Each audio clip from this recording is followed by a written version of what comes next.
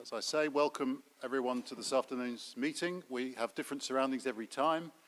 I think sitting up here on the stage, the song and dance act is coming later, but these are probably not the performers. But we're a little bit more intimate than we were last time, which means that I think I can see most people's name cards, so that's progress. The first item we have is apologies for absence. Thank you, Chair. Apologies for absence have been received from Heather Richards, and Councillor Heather Williams will try to join the meeting, but she might be a bit later. She's taking her daughter to hospital. Thank you very much, Nick. Heather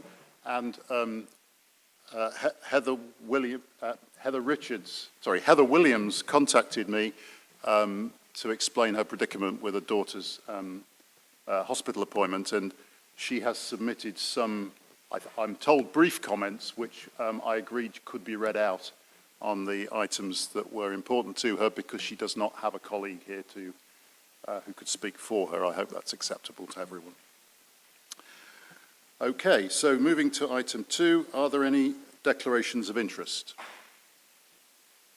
Christopher. Chair, I don't see it as a particular conflict, but there are various references to the developments on the east side of Cambridge, some of which are associated with Marshall, my day job. Noted, thank you very much. Helen.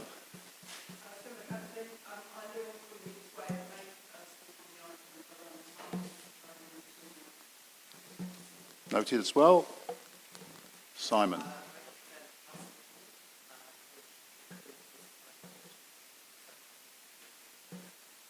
Okay, that's noted, but you don't have to declare where you represent, because that's what your job is here, really. So thanks anyway. Okay, I see no other indications, so we'll move to the next item, which is the minutes of the previous meeting.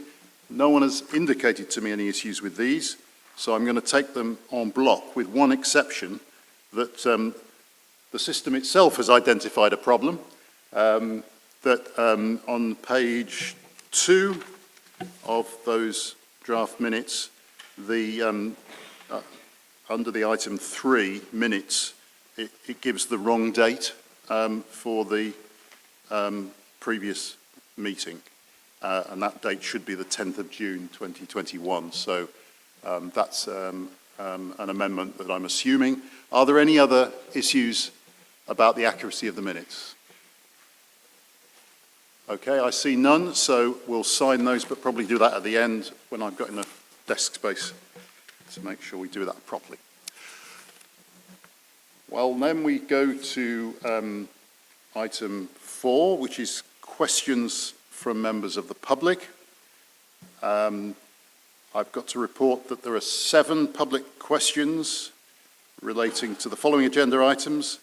On agenda item 7, further investment in the Greater Cambridge Active Travel Network. There are 3 questions. On item 8, Foxton Travel Hub, there are 2 questions. On agenda item 9, electricity grid reinforcements, 1 question. And on the quarterly progress report, 1 question. Details of those questions have been published on the website and have been sent to members of the Assembly. Those submitting questions were offered the option of attending this afternoon's meeting or to have them read out by an officer, and we'll find out which when we get to them.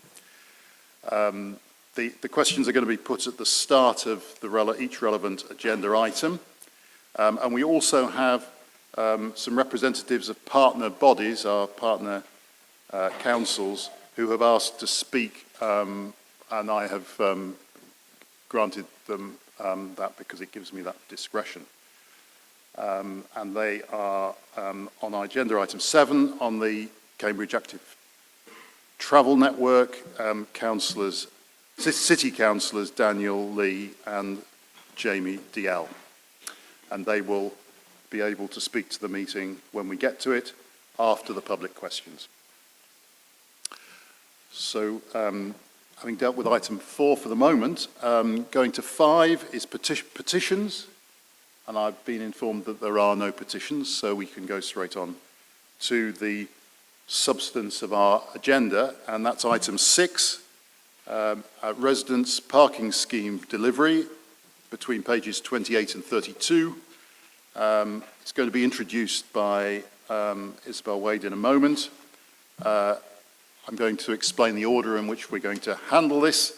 First of all, Isabel will present the report. We have no questions or speakers apart from ourselves on this item, so we will have the Assembly debate, and we are particularly asked to comment on particular points which I will highlight when we get to them. So Isabel, would you like to take us into this?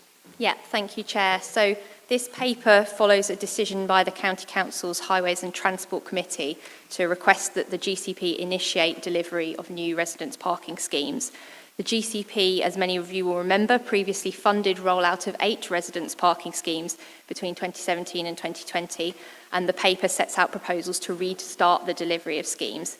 In particular, firstly, officers are proposing to restart informal consultation through local members on all unimplemented indicative residence parking schemes, and this would form a first step towards prioritising schemes for delivery.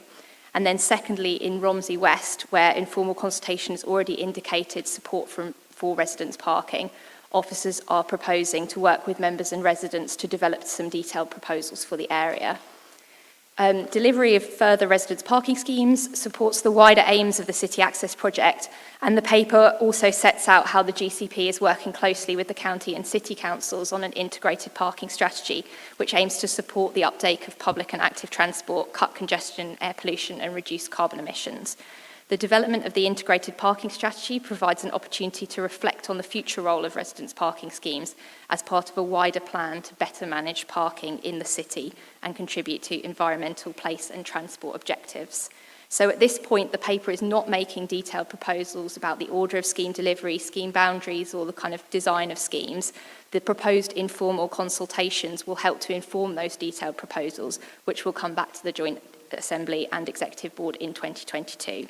And the integrated parking strategy is being developed alongside the wider city access proposals, which will return to the Assembly and Board in June 2022 as well.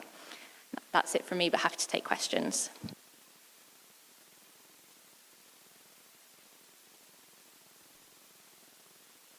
Sorry. I said I was going to point you to the kind of the focus of our invited contribution, and that is in paragraph 1.2, little a to D.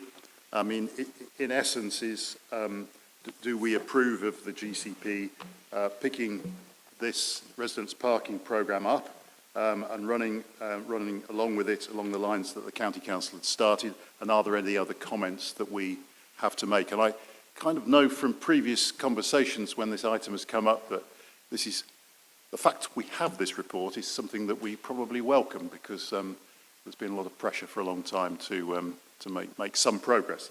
But I'll invite contributions, but let's try and remember the key questions we've been asked in 1.2.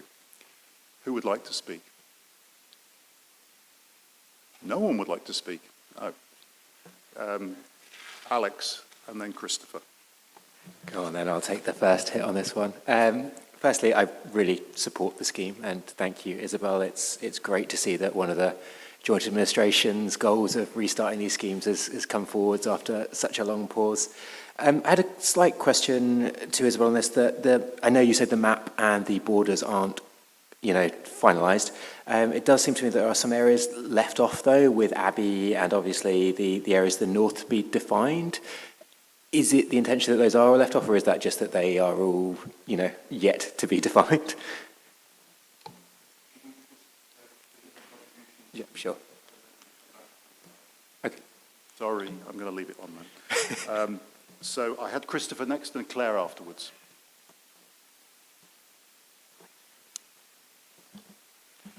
Thank you, Chair. I likewise welcome the report, and just a couple of questions. I appreciate we're not designing them at the moment. First one picks up on Alex's comment around missing areas. Very notable that East Barnwell isn't included as one of the schemes, but maybe that will come forward later. My question, or perhaps for consideration as we develop the schemes, As we need to increase, the whole purpose of what we're doing in city access is to improve our public transport and active travel options. Some of these areas will include roadways where removing all street parking of any type would massively increase the available space for public transport and active travel. Will the schemes allow us further down the line to protect certain roads or remove them from certain roads if we need it for the extra capacity? Thanks, Christopher. Claire?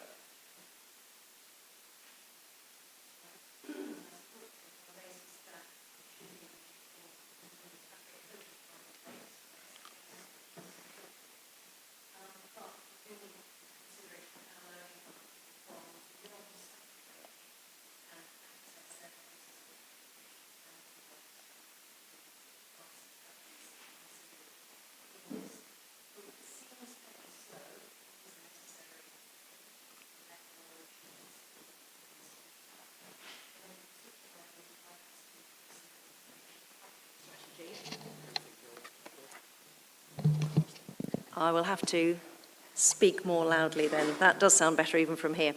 So I support it on the basis that we're reducing the moving traffic, hoping to find parking places, but we need to consider how low-income people can access their places of education and work. It seems fairly slow, so if it's necessary, then can we speed it up? And in particular, can we speed up the integrated parking strategy? I know that's a very hard thing to do because it has so many different aspects, but there are a couple of things that we don't seem to generally consider. One is disincentives for owning a car that isn't needed. So I know of many people who keep a car that they use once a month, but they park it on their favourite street off Mill Road. And secondly, can we find ways to have a reverse park and ride, particularly if we have access charging on our roads? How can we keep cars for people that do need them that you can access by walking or bike, but not have them outside your house? Thank you. Thanks, Claire. Eileen? No. Is that working? Oh, working. I would just ask that when the thinking is being done on this, that there's some flexibility built in to account for people who can't cycle, can't walk, or have difficulty getting public transport. So people with visual impairments, or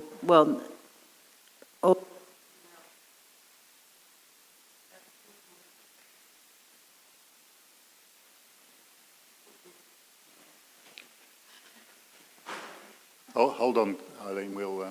Looks like the replacement is on its way. Where are we? There we are. We could be busy today. Thank you. Thank you. And people with disabilities who have blue badge holders, basically. Thank you. Thanks very much.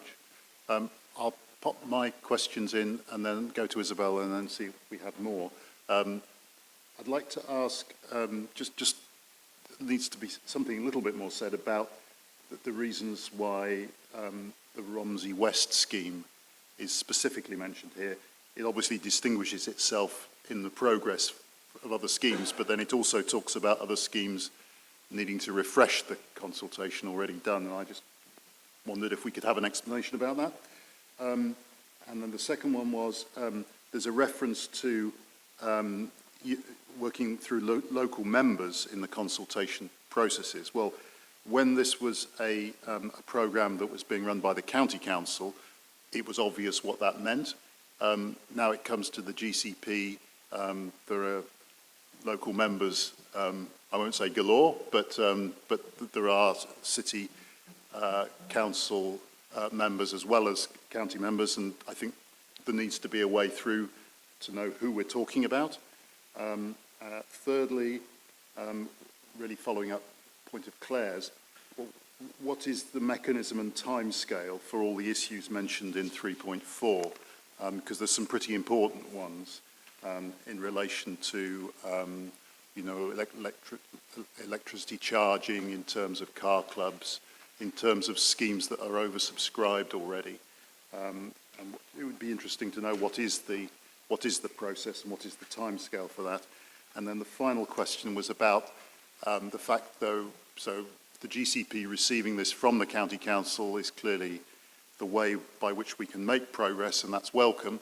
But do we have the staffing and the expertise that goes with that? Because I think my past knowledge of this subject is that it's quite a labour-intensive process, and handling all of the inputs from consultations is not something lightly taken on. So interested to know how we are equipped for this.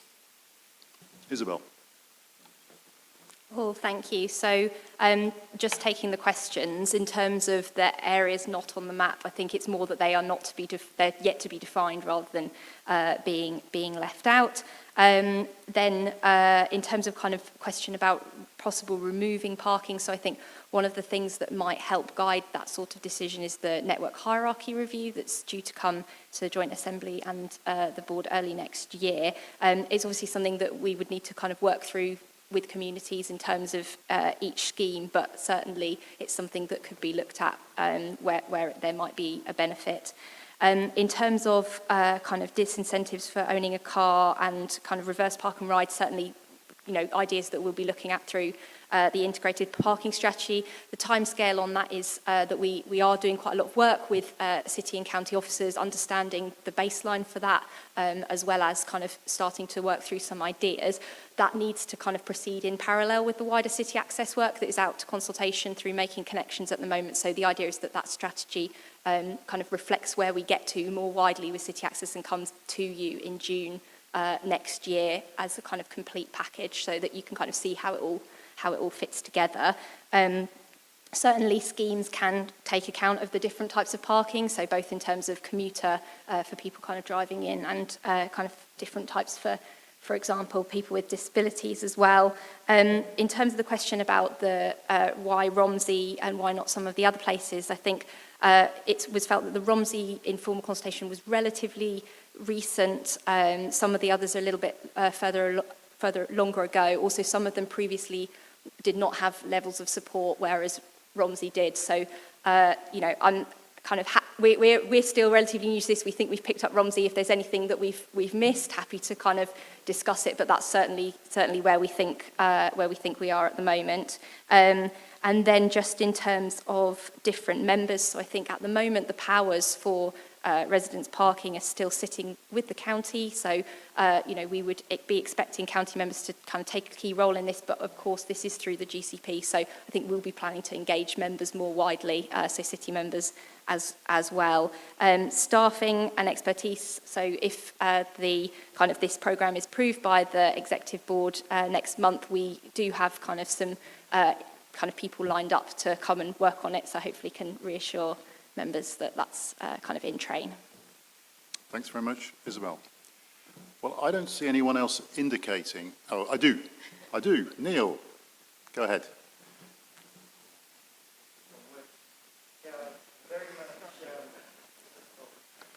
I think the batteries might be flat. No? Okay, we very much welcome the starting of the scheme, and would like to note that restarting residence parking is part of our county joint administration agreement.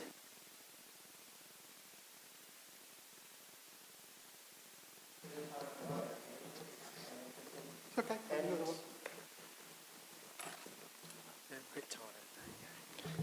And this is perhaps looking ahead, but have the GCP thought about the large free parking areas associated with the Beehive Centre and the retail parks on Newmarket Road? These are clearly generate a lot of traffic coming in and out and around the city. And so going forward, things like public transport links, better access for active transport, that sort of thing.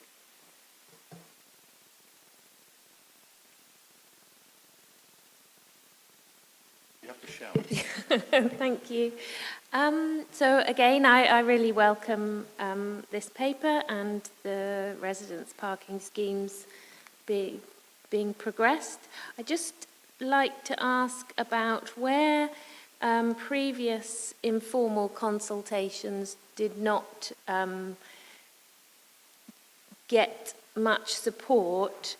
Will they be still put back to the bottom of the queue, which was what we were being told previously, or is this, apart from Romsey West, more of a fresh start? So I'm specifically talking about Coleridge East, because the Coleridge West scheme went in, and that has now had quite an impact on Coleridge East. Plus, I would imagine across the city, the changes that we've seen to traffic levels throughout the pandemic, I would think have changed a number of people's views on how they want their streets and their local areas to be. Thank you.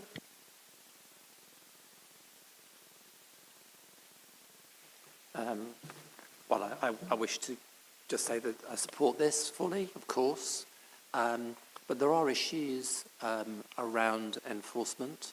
I think that it could have been connected with COVID, but my inbox is full of complaints about lack of enforcement.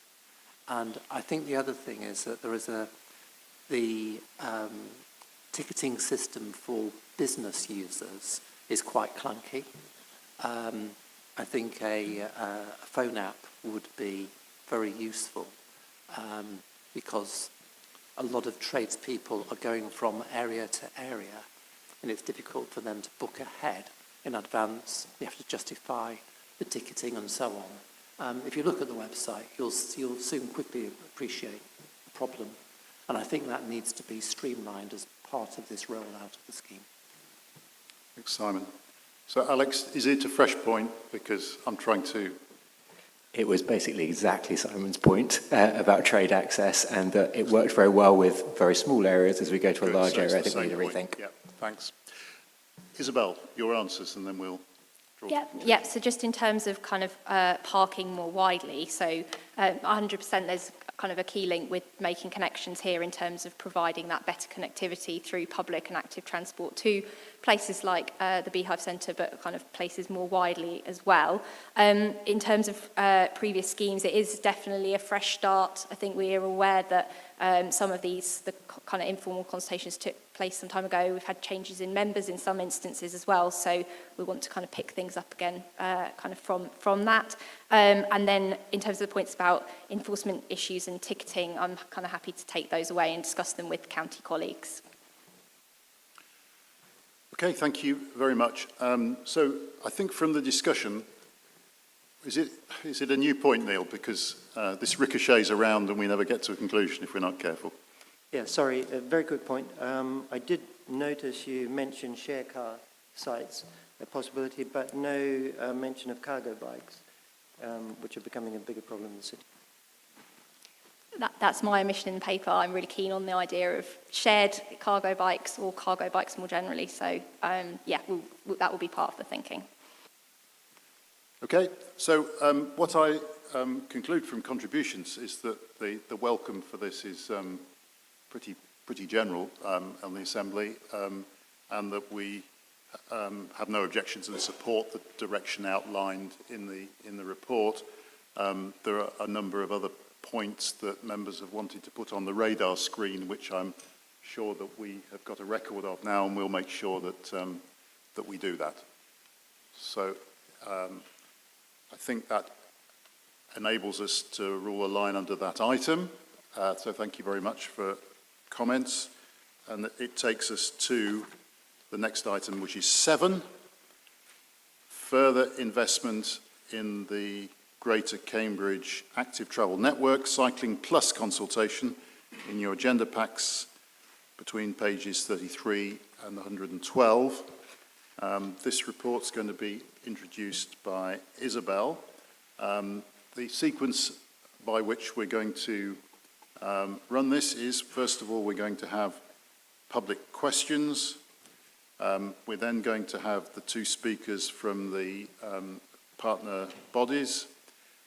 We're then going to have officer response to the public questions and the partner bodies. We're then going to get the officer presentation, and then we will have our debate. So going to public questions, where are we? I am going to, first of all, invite Wilma to read out the question that was submitted by Stephen Pratt, who represents the Fendon Road Residents Association. Thank you. The question reads as follows. In the interests of safety, how does the GCP Joint Assembly propose to address travel improvements on the A1134 north-south, Pern Road, Mowbray Road and Fendon Road, and provide segregated cycle lanes at the Addenbrooks roundabout?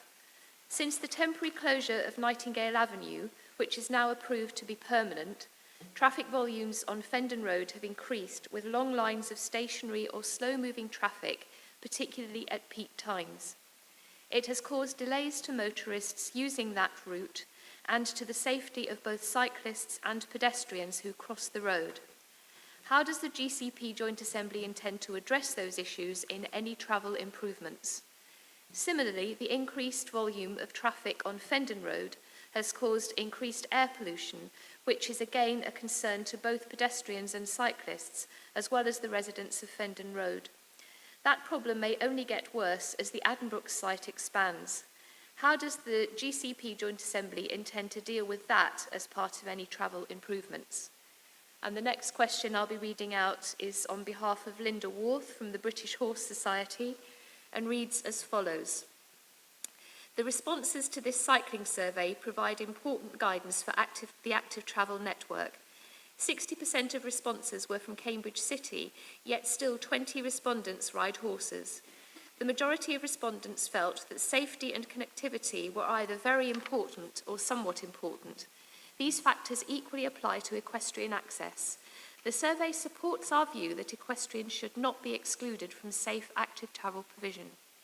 Alan Hiscox, Director of Safety for the British Horse Society, has stated regarding the creation of cycle lanes, I think the risk to horse riders having cyclists pass them on the near side and vehicles pass them on the off side is very high and is a significant safety issue. A cyclist suddenly appearing on one side may well cause the horse to move the other way into the path of a vehicle on the road. This arrangement should never be planned. Please will the GCP confirm they will apply this important safety advice when planning ETROs and cycling projects, in particular giving consideration to the use of appropriate inclusive signage. The highest response to purpose of journey was leisure at 84%, yet the fact that equestrian access is for leisure and not commuting is used as a reason to exclude or not provide for horses, or to change vital existing rural surfaces to hard-top commuter cycle surfaces. Will the GCP please confirm that, with the importance of leisure access having been identified in this survey and is already well known for other users, walkers, dog walkers, runners, equestrians, etc., soft surface user leisure provision will be given equal priority in all active travel projects, especially the LCWIP and greenways? Thank you, Chair. Thank you, Wilma, and questioners. And then we go to the question, public question in the room, which is from Matt Danish on behalf of CamCycle. Matt. Thank you. Yes, CamCycle welcomes the additional investment proposed as part of the Cycling Plus project and the addition of the Addenbrooks roundabout to the A1134 North-South scheme. In light of the recent death of Anna Garrett Quinton at this junction, we urge you to go further than just considering improved provision. It's time to finally make this safe for the thousands of pedestrians and cyclists who use it each day. No more lives must be lost or families left suffering. Both the proposed schemes include multiple junctions. How these are addressed will be essential to whether the changes succeed or fail. A scheme is only as good as its weakest link, and too often, dangerous junctions deter people from cycling, or in the worst cases, lead to harm. The 91% of respondents in the Cycling Plus consultation who wanted to see junctions improved are also supported by the 614 people who have signed CamCycle's recent petition for safe junctions. I didn't have time to submit it in time for this meeting, but I do have a copy here. Many signatories have witnessed or experienced collisions This is a sample comment. I've personally witnessed, quote, the aftermath of 3 serious collisions involving cyclists on Cambridge roundabouts, all around 7:45, 8 a.m. while on the way to work. The latest one resulted in the death of a colleague. Enough is enough. Please stop killing us. Both the Catholic Church Junction, which was part of the Hills Road scheme, and the Addenbrooks roundabout have been changed in the last decade. Safety concerns were basically waved aside at the time. In 2013, for example, discussing the Catholic Church Junction, the county council's cycling champion said, "We can't go all the way at this time." In 2021, we must go all the way now. We asked the GCP if and how it will show that it will commit to, in these 2 schemes, to providing high-quality, safe junctions that are fully compliant with the government's latest cycling design guidance manual, Local Transport Note 1/20. Thank you. Thanks very much, Matt. Now I'll go to the 2 questions from members of one of our partner authorities, which is the City Council. The first is I'd call on City Councillor Daniel Lee to come forward and address the Assembly, and I believe Daniel represents the Queen Edith's ward of Cambridge.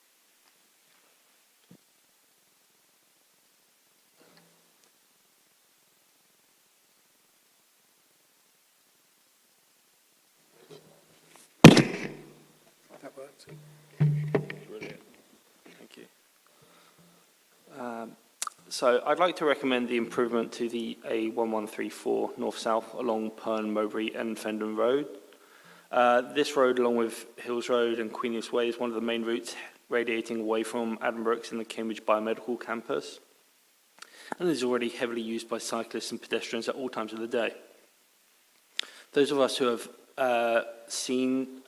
already seen the new local plan will know that more growth in the area is planned in terms of both houses and offices and business at the CBC, which will very likely increase traffic along the route. Put simply, improvements to this route cannot come soon enough. Already, it is questionable as to whether the existing infrastructure is fit for purpose, recently with tragic consequences. This is a golden chance to improve the approach from Fendon Road to Addenbrooks roundabout and to build in safety so no one else need lose their life.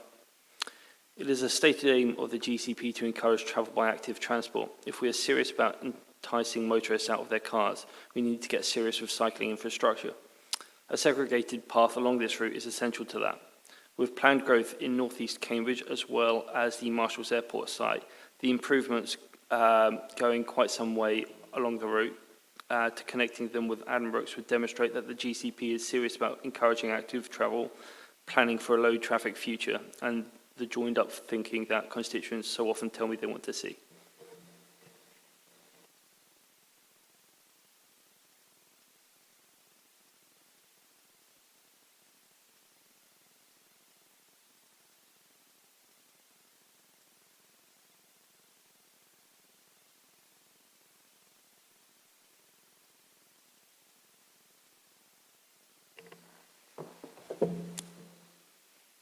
Testing. Yep. Thank you, Chair. And yes, thank you very much for letting me contribute to this discussion. I'd like to speak in support of 2 of the schemes that are under discussion today, also raising some questions both specifically about those schemes and about funding going forward. First of all, I'd like to welcome the recent decision by the County Council to delegate more of the decision-making to the GCP. I think closer engagement with our community here in the city and the Greater Cambridge area can only really improve the outcomes that we see. So it's very good to see that. I think that's actually embodied locally in my area by the sort of hopefully final plans that we now have for Milton Road, which through really strong consultation with residents through this GCP model has ended up with much better results and hopefully will set a new standard for active travel in the north of the city. And credit to the residents groups who led that work. Hopefully the GCP will continue to give us that opportunity even more so. The interesting thing about Milton Road and those new standards is that we'd love to see them applied elsewhere and across our area. I have in front of me the map that's on page 35 of the pack, and the two that I would like to sort of focus in on are C, which is described, the North Cambridge East-West, and F, which is City North-South. In real language, North Cambridge East-West is very much Chesterton Road, which is I think a really up-and-coming community destination, actually. And much of the work here and the prioritisation is around the sort of transport and looking at these areas as a corridor. But if you actually look at Chesterton now, and I know there are champions of Mill Road here today, but Chesterton Road has some of the very best coffee shops, restaurants and pubs in the whole city. And I would very much enjoy the opportunity to effectively encourage people in that space. At the moment, it's almost all been given up to private cars, but there is ample space and ample opportunity to really improve that facility for people in the area. And I guess a question I would have is when we are looking at the continued sort of prioritisation of these schemes through limited funding, will we also look at some of those factors beyond just transport, but when we are looking at the economic impacts as that area becomes potentially a gateway, northern gateway to the city. Regarding F, so City North-South, this is the main part that affects my area is Elizabeth Way, which is a sort of top third of that section. A very, very unpleasant area to either walk or ride a bike, mainly dual carriageway. And very, very good for cars that want to get from one place very quickly, but normally they seem to be speeding along from one traffic jam to the next. I personally think, I think there's huge opportunity for improvement there, which I hope is reflected within these plans, but also would question whether there is any opportunity to phase this scheme. Elizabeth Way is quite separate from other parts, and from my community, improving that link into Petersfield and then that access to the central train station and Mill Road and the many wonderful shops there could be really beneficial for us. And I would just wonder if there's an opportunity to sort of break that scheme down, not to underestimate the improvements that transport to the Anglia-Ruskin University could really help with looking at East Road. My final question on this is I note from the paper that there is basically two schemes that have kind of looked to be funded, but the rest aren't, and those include the ones that I'm probably most keen to see developed. I'd like to know from the committee or from officers what will be the plan for getting that funding going forward, and actually if there's anything that we as a community can help to deliver that. Thank you. Thank you very much, Jamie. Now I will turn to Isabel, I think, again, to deal with the responses to each of those contributions, please. Yeah, thank you. So just taking the public questions first. So in terms of the question from Stephen Pratt, the discussion today is about whether to proceed to preliminary design and strategic outline business case for the A1334 scheme as well as the Hills Road scheme. And the detailed issues such as those Mr. Pratt references would be picked up as part of that process.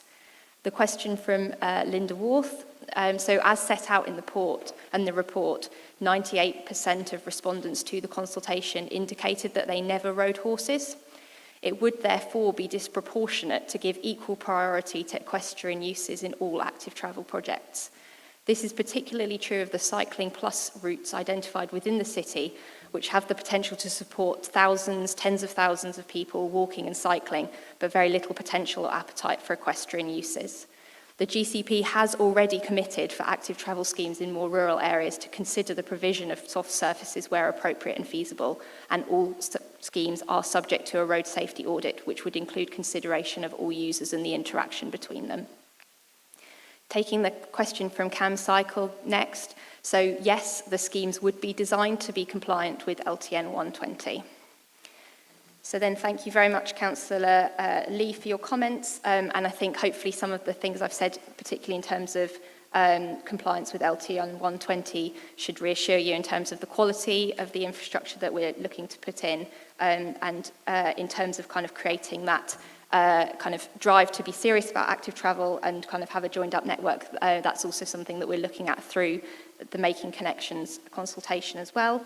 And thank you very much, Councillor Diel, for your comments too. So in terms of kind of the continued prioritisation of kind of schemes, one of the things that we are looking at through the Making Connections consultation is if there were kind of revenue stream in future, that, you know, would people support actually using some of that to improve places as well as to kind of improve walking and cycling more generally, particularly thinking about if we did have lower traffic levels, what would be the opportunity to do more. And actually we've used Mitcham's Corner as an example as one of the places that we think we might want to look at in that context. In terms of comments about Elizabeth Way, so I think I'm happy kind of to take that away and have a look at it. I think we do need to be mindful about the points that respondents to the consultation made about wanting a coherent network and infrastructure and not kind of dropping people off suddenly. But we can definitely look at that too. And in terms of the plan for future funding, so I think one of kind of the things that we have put forward through Making Connections is, you know, how would we create that road space? How would we create future funding for investment in the active travel network, including through potentially some form of road charge or parking charges? I think that's probably kind of a bigger source of funding, but there are others such as, you know, government funding and other things ongoing that obviously we will be kind of in tune to over the coming years as well. Okay, thank you very much, Isabel. I think then I'm just going to turn straight round and give it you back again in order to present the report, and I'm sure Assembly members will pick up any points raised in those questions and contributions when we actually have our debate. Thank you. Great, thank you very much. So this paper follows a consultation in the summer which sought feedback from the public on priorities for active travel, including 13 routes that had been identified as key missing links in the active travel network. The consultation built on analysis presented to the Joint Assembly and Executive Board earlier in the year, which in turn built on the draft local cycling and walking infrastructure plans. And that considered how the GCP could consolidate its existing investment of over £130 million in the active travel network. An indicative envelope of 20 million was used based on the future investment strategy agreed by the Executive Board in December 2020. Over 1,000 people responded to the consultation, and there's a summary of that in section 3 of the report, as well as the full report of the consultation at Appendix 1. So I'm not going to go kind of through it in detail, but just in brief, the results did show a good spread of respondents from different areas and different modes of transport. Safety, lower traffic levels, more direct routes and segregation all came out as key factors in people's decisions to use active travel modes. 8 of the 9 priorities for investment were seen as very important or important by a majority of respondents, and these included improving junctions, creating a joined-up network, improving the most used routes and improving routes to schools and to large employment sites. 7 of the 13 corridors were chosen as a priority by at least a fifth of respondents, with the Hills Road corridor attracting the most support. The responses to the consultation suggest there is high levels of support for further investment in the Greater Cambridge Active Travel Network. Continuing to develop and deliver the Cycling Plus network in light of the consultation feedback and wider policy developments is therefore a key part of creating an attractive and cohesive sustainable transport network. At the same time, we currently have a £20 million allocation for further active travel improvements, and delivery of the whole network is likely to cost substantially more. The paper therefore suggests moving forward with a twin-track approach. So firstly, moving forward with 2 schemes, active travel improvements on the A1134 north-south, including considering how a scheme could improve provision for cyclists at the Addenbrooks roundabout, and that reflects the priority given to junction improvements in the consultation. Secondly, active travel improvements for Hills Road, from Hills Road Sixth Form College to the junction with Regent Street, Gonville Place and Lensfield Road. And these schemes are suggested based on a revised prioritisation of the 13 missing links, which incorporates the extent to which the scheme addressed priorities for investment in the consultation, as well as the level of support the scheme received in the consultation. And these schemes would proceed to preliminary and strategic outline business case and come back to the Joint Assembly and Executive Board in mid-2022. The second part of the approach would be to continue to develop the active travel network in the consultation of the in the context of the consultation feedback and wider developments.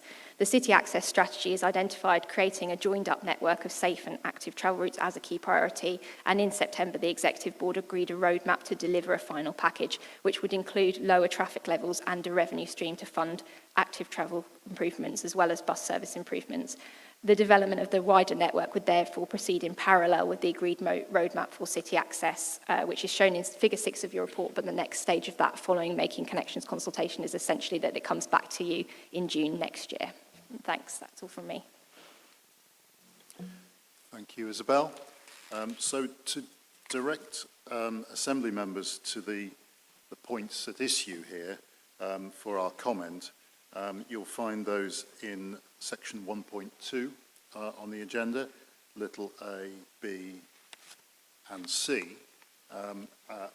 In essence, I think we're being asked, do we support the two schemes being advanced for progress, or do we have a different conclusion from the report? And do we have comments on how this programme evolves beyond this point? So if we could make contributions in that sort of broad field, I would be grateful. So who do I've got Brian, Christopher, Claire. Brian. Yes, thank you. At least two of us have cycled here today. My colleague Rosie and I are feeling quite pleased. Oh, 3, 4, 5, 6, 7. Excellent. There you go. I don't know what the equivalent of walking a mile in his shoes is in bicycle terms, but it's always instructive. And I think particularly for us that are here today commenting on active travel schemes, unless we've tried it, I think we would be loath to recommend it to others.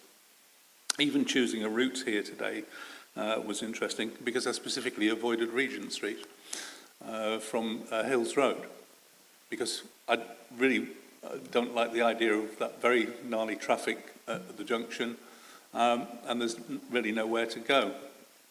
I actually considered other ways of getting here. So could I go by bus? Well, actually, I could have got here by getting to one park and ride, coming into the city, and then another one out to here. That would have worked, but it would probably taken me about an hour and a half to 2 hours. So that doesn't really add up. So these are the dilemmas that we're facing today in terms of how we encourage as many people as possible to use active travel modes, walking and particularly cycling. So I've come in from Sawston, which is, I'm very pleased with myself, obviously, because I've cycled 9.5 miles, unfortunately. I cheated a little bit because I've got an e-bike, which makes it an awful lot easier, and should be part of the mix that we are considering and encouraging. There is a question, of course, about how much extra time these alternative journeys take. If I took 45 minutes each way to get into work, that would be quite a substantial amount of my day gone. So I think that's certainly a consideration that we ought to take into account. Also, the horrible road surfaces. I've tried both on my own bike, but also on an e-scooter, and the smooth surfaces of the cycle track next to the busway is a godsend, and as soon as you get onto the roads, it's an absolutely dreadful situation. So I think we ought to seriously consider what we're doing about surface treatment of roads. And I reflect all the criteria that people chose as important: the improving junctions, creating a joined-up network. The route here was anything but straightforward, wriggling around. The permeability into this location was great, I've got to say. The last mile was very pleasant, and that's good to see that a development like this can be so provisioned. So I'm generally very supportive of the schemes. I'd like to do more quicker, but let's get started. Thank you. Thank you, Chair. I'll try to be brief. I fully support the proposals. I welcome the report. This is a central part of what we're trying to do here with the GCP. But I find myself reading 1.2b, little 2, the bit about Hills Road, makes me think very strongly of the Citizens Assembly and their pressure on us to be bold. That stretch of Hills Road, and as we've heard, Regent Street just beyond it, is an incredibly narrow but important thoroughfare for the city, and I hope when designing that and putting the business case together, we are prepared to consider some very bold actions to increase capacity, and I can't resist the opportunity to repeat a proposal I've made before, that we consider pairing up roads and creating one-way flow on some roads. For example, this is not necessarily the solution here, but Trumpington Road and Hills Road can effectively create a large roundabout. But the important bit is I think we need to be really bold. The city needs those routes to work for all sorts of traffic, but particularly to be safe for active travel and easy for public transport. So please, I would urge us to be bold when we consider a solution there and not just try and squeeze what we can into that space without considering something a bit more dramatic. Thank you.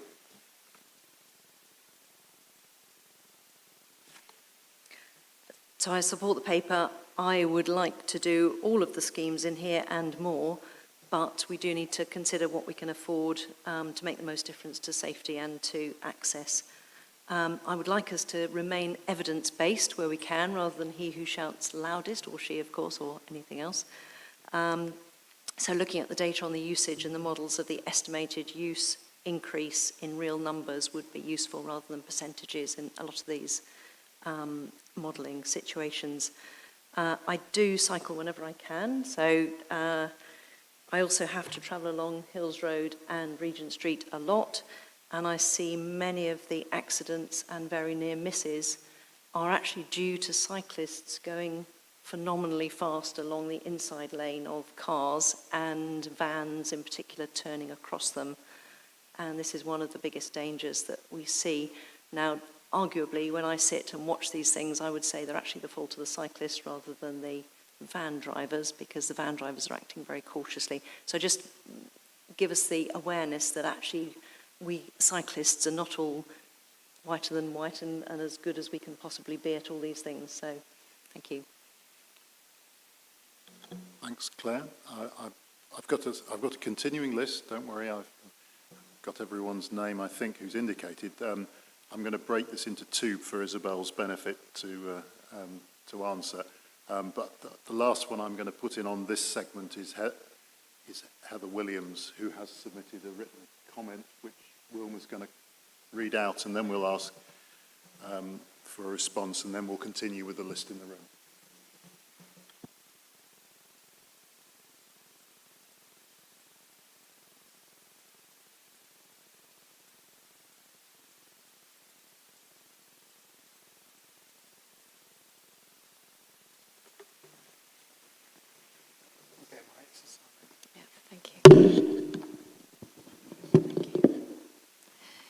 Councillor Williams' comments are, as an Assembly, we should stress to the Board that bringing forward projects that help promote cycling should be a priority.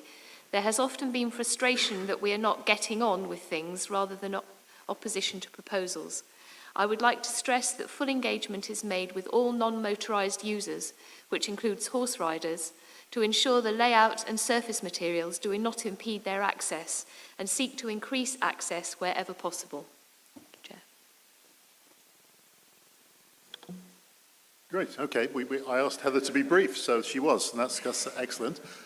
So I'm now going to Isabel to pick up the points raised so far. Yeah, thank you. So I think in terms of the kind of points around, some of the kind of pros and cons of our current network in terms of public transport and active travel, I think certainly this is kind of something that, as part of making connections, we're aspiring to have a kind of joined up sustainable transport network that does work and does address some of these issues. In terms of the comment about being bold, I think certainly that is our ambition too. I think a lot of it kind of will link in with the network hierarchy work and, how we kind of treat different roads as part of that. But also, again, I'm going to talk about making connections probably a lot, but the lower traffic levels that are aspired to through that really do make a difference to the sort of provision that we would be able to provide, particularly somewhere like Hills Road as well. Absolutely intend kind of going forward for this to be evidence-based. And then just on the question from Councillor Williams, I think my response to Linda Wolf probably did pick some of that up, but certainly for what the GCP has already committed for active travel schemes in more rural areas, that we will consider the provision of soft services where they're appropriate and feasible. Thanks, Isabel. And so we'll continue with our list in the room. I've got Helen, Eileen, Simon, Heather, Alex and Rosie. So that's, I think, almost everyone. No, it's not everyone because Neil wasn't on the list. Yeah. Helen, would you like to go on?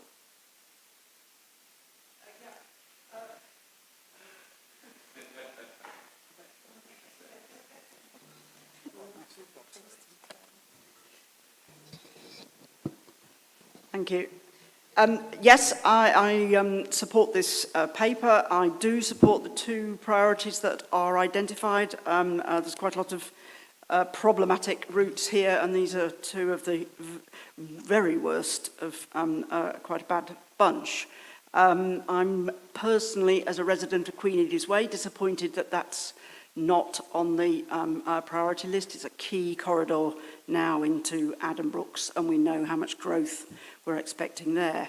But I guess my main point really is whether or not this 20 million envelope is enough, and whether, given the support expressed here for 6 or 7 schemes that all really need doing, whether or not we should be trying to press the board to increase the proportion of our total funds that is allocated to this work. I know there would still be some constraints in terms of capacity to deliver, but I really think it's too small a sum, really, given how important and beneficial these projects could be. Thank you. Thanks, Helen. Eileen.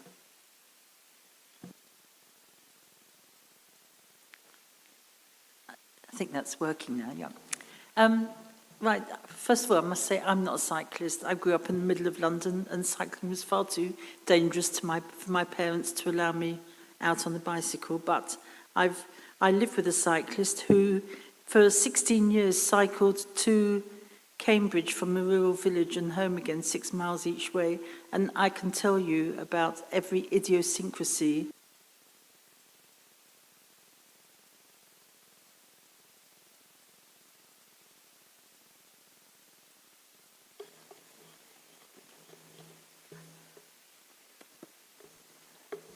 Thank you.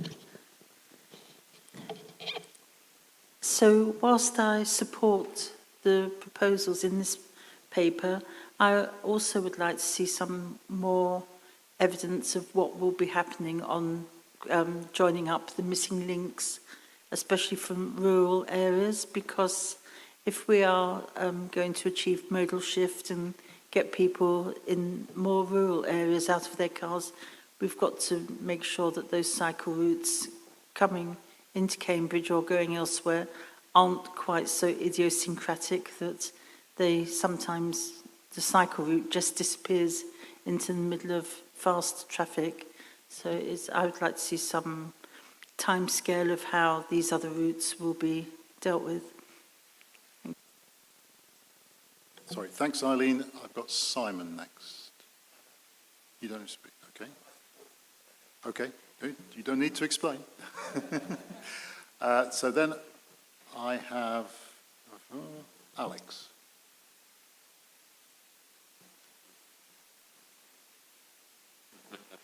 Thank you. Okay. So, like so many others have said here, I don't think any of these schemes are not valuable. I think they're all brilliant schemes, and I would support pretty much every single one of them. And one thing I want to make sure is that these schemes aren't lost along the way. The ones that aren't taken forwards, they're obviously very valuable, and I would like to see a roadmap to when they might be completed and how we would have the funding to be able to do that. Now, I come from QE, so it's no surprise that I support the Mowbray Road, Pern Road scheme. One thing to point out to start with is on the map for that scheme, it actually shows it as going all the way from the Addenbrooke's roundabout to the Sainsbury's roundabout, which are two of the most dangerous roundabouts I think we have. However, on the text, it doesn't include Brooks Road, which is obviously part of that link. So I just want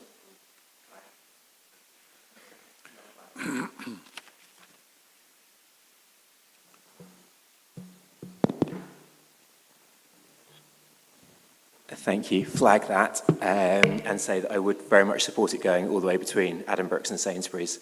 Those are, as Matt pointed out, two very dangerous roundabouts, and the really tragic death of Anna at Addenbrooke's really highlights that. I know as a county we are looking at some works there, but if we could have a more extensive set of works at Addenbrooke's to really make it safe and have it all tie together, I think that would be incredibly important. It was also good to hear from the residents of Fendon Road. I know they've just started a residents association, in part due to the traffic there.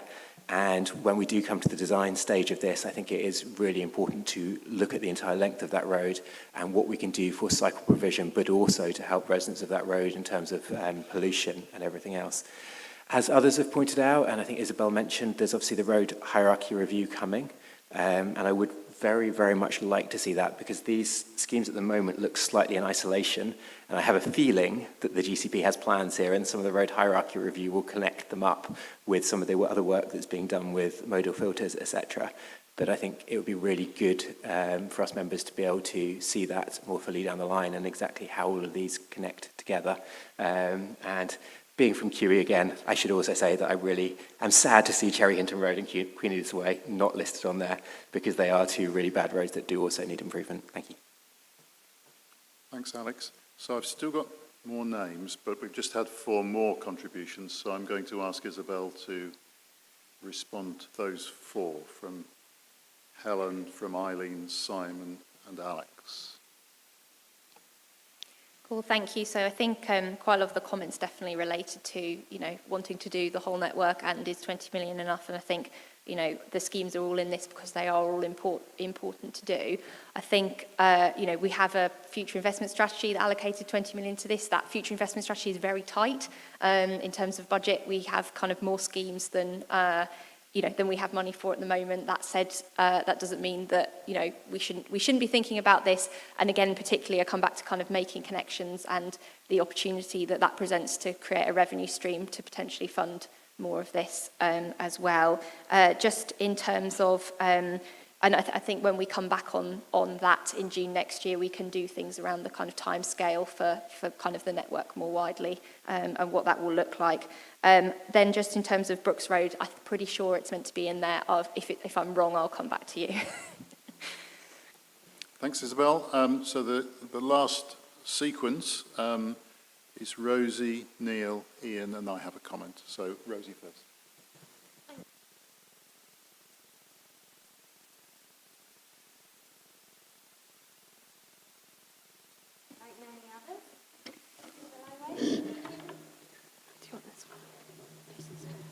Oh, thank you. So like many others, I support this paper and the schemes. I would just like to query Cherry Hinton Road's scheme being number 5 in the priority list. I feel it should be pushed up further. I think that would be something that would be good to really progress with. There's already been a public consultation which received a lot of support. When I say there's already been, that was maybe 4 years ago now. So if it gets left too long as a scheme, then presumably it would need another consultation. And as we can see from the graph on page 38, that was actually the second scheme that people chose or received the second highest number of votes that would encourage people to select active travel. So I just wonder why Cherry Hinton Road is not further up the list. Thank you. Thanks, Rosie. Neil.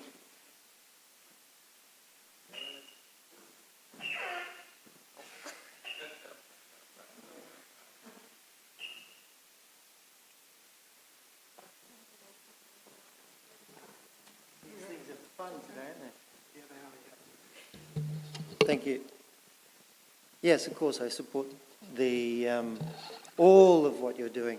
I want to do a brief shout out for equestrian users. The 98% might be a little bit misleading given that the respondents were mostly urbanites. I want to point out that we have 25,000 horses in Cambridgeshire, and having joined up routes has all kinds of possibilities for trekking and tourism and doing things closer to home that are a little greener than getting on jet aircraft. So these are considerations, so we don't want to lose any of these right-of-ways at least. I was very interested to see the work that you've done in finding what would get people out of their cars and onto bicycles. These actual conditions. And what comes up again and again is safety. And I think I have to mention Mill Road just because I have to mention Mill Road. In 2019, when the bridge was closed for Govia, we had a threefold increase in cycling. And we went out of our way to bug people and ask them what they were doing cycling. And we got a lot of answers that they got out of their cars and cycled because the street was safe to cycle on. And there's huge knock-on effects of this we've found by talking to people, especially when it comes to parental choice about taking your children to school by car. And it's mostly about safety. And if you end up taking your child to school by bicycle, then you're more likely to then go on to do other things by bicycle, the shopping, the visiting, or going to work by bicycle as well. And this explains some of the evaporation of traffic that goes on. Another thing I would like to make a quick comment on is the maps of the proposed routes. If we can have them visually a little more joined up with existing routes, then people can see the maps as means of getting from one part of the city to another. At the moment, all we see is the little proposed bits, and that might get a little more support. Thank you. Thanks, Neil. Ian.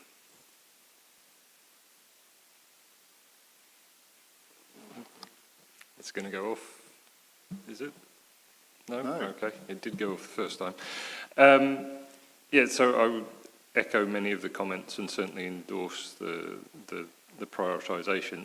I just wanted to pick up very quickly on 1.2c, and within that, actually at the top of page 34, we talk about the potential identification of a revenue source for additional investment in the network, which I wonder, are we thinking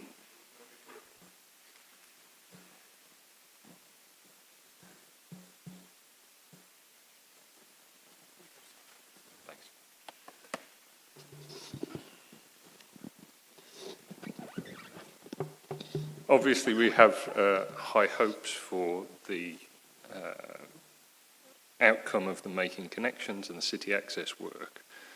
But are we actually already focusing on that by using the word revenue source rather than thinking more broadly in terms of funding sources for investment? And are there other options as well as, because as we pointed out, we've got an awful lot of these cycling schemes that we want to deliver. We expect to deliver them, I hope, over a long period of time.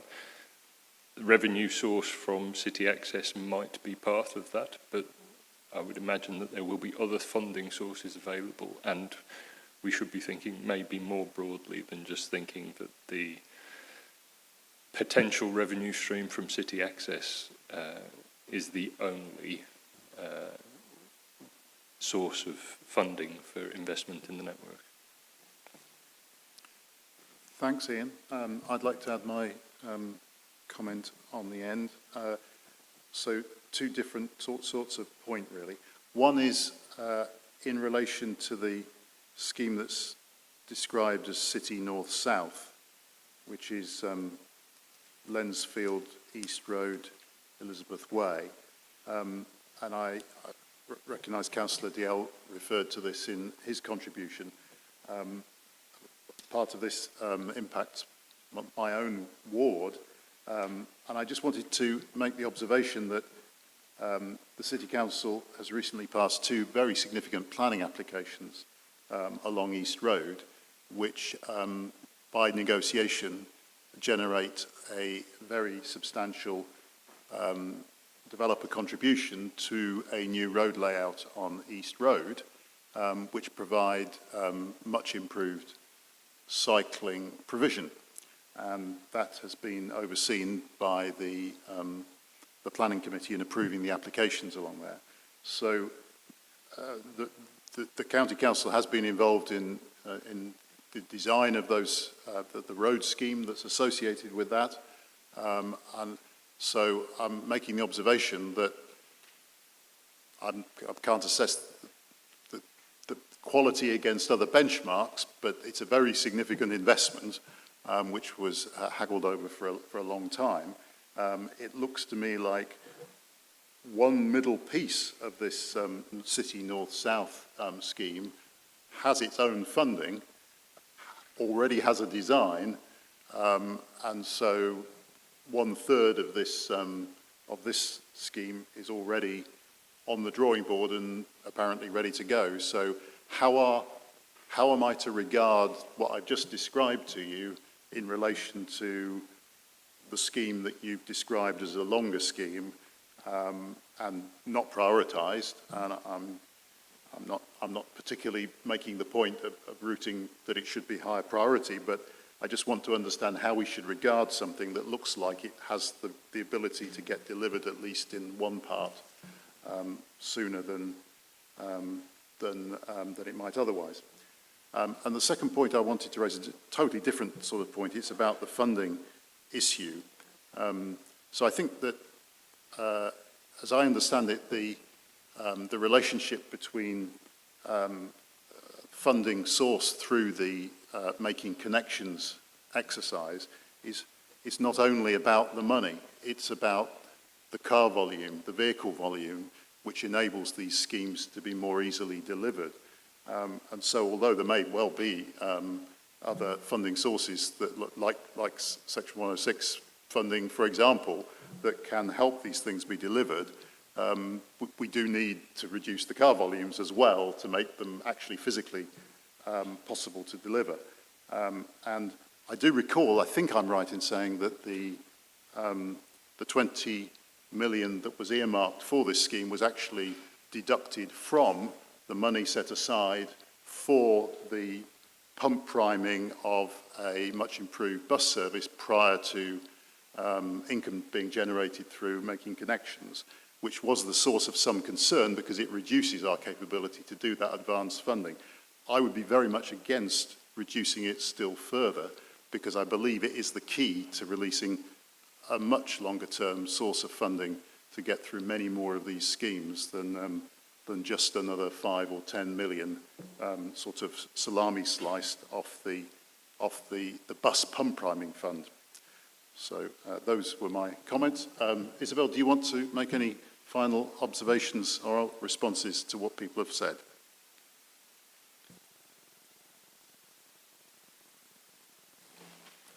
Is that working now? Great. Yeah, so just in terms of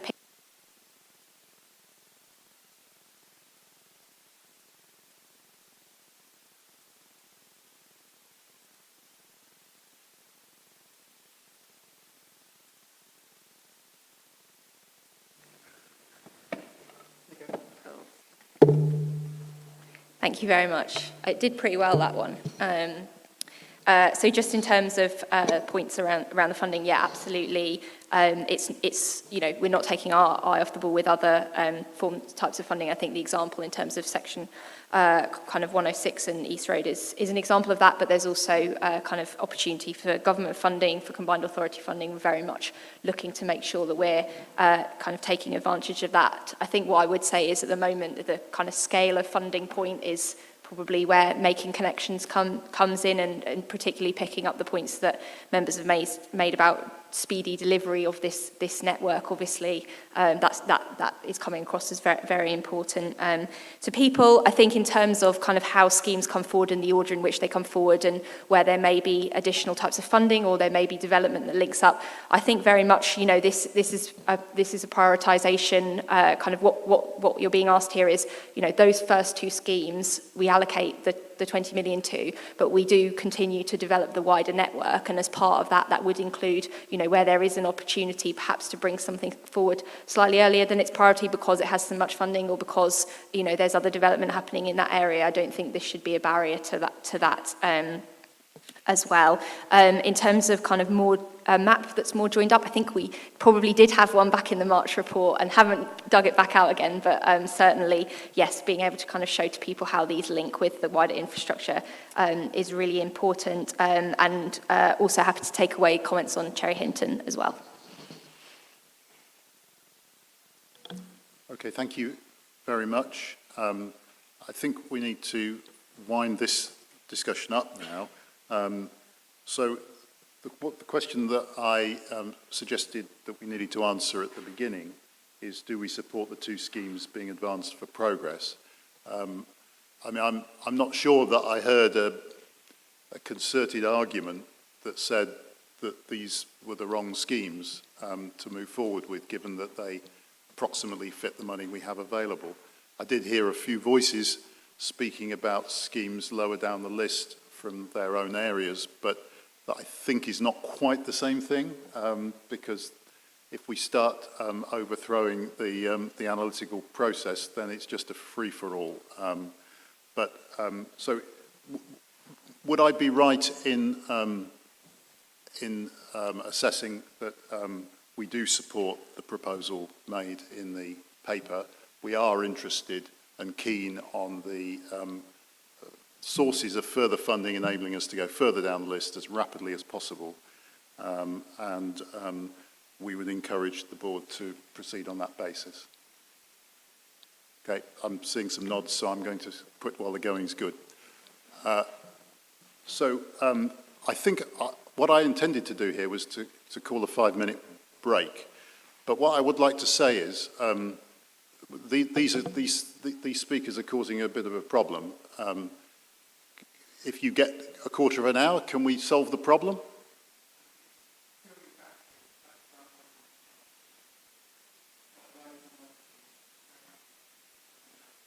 How many have you got? Why don't you give everyone a second one?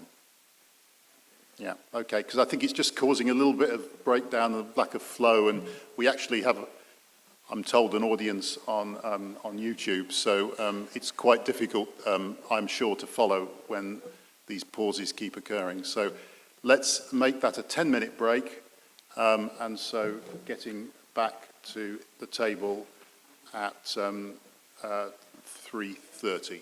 Okay? Thank you very much.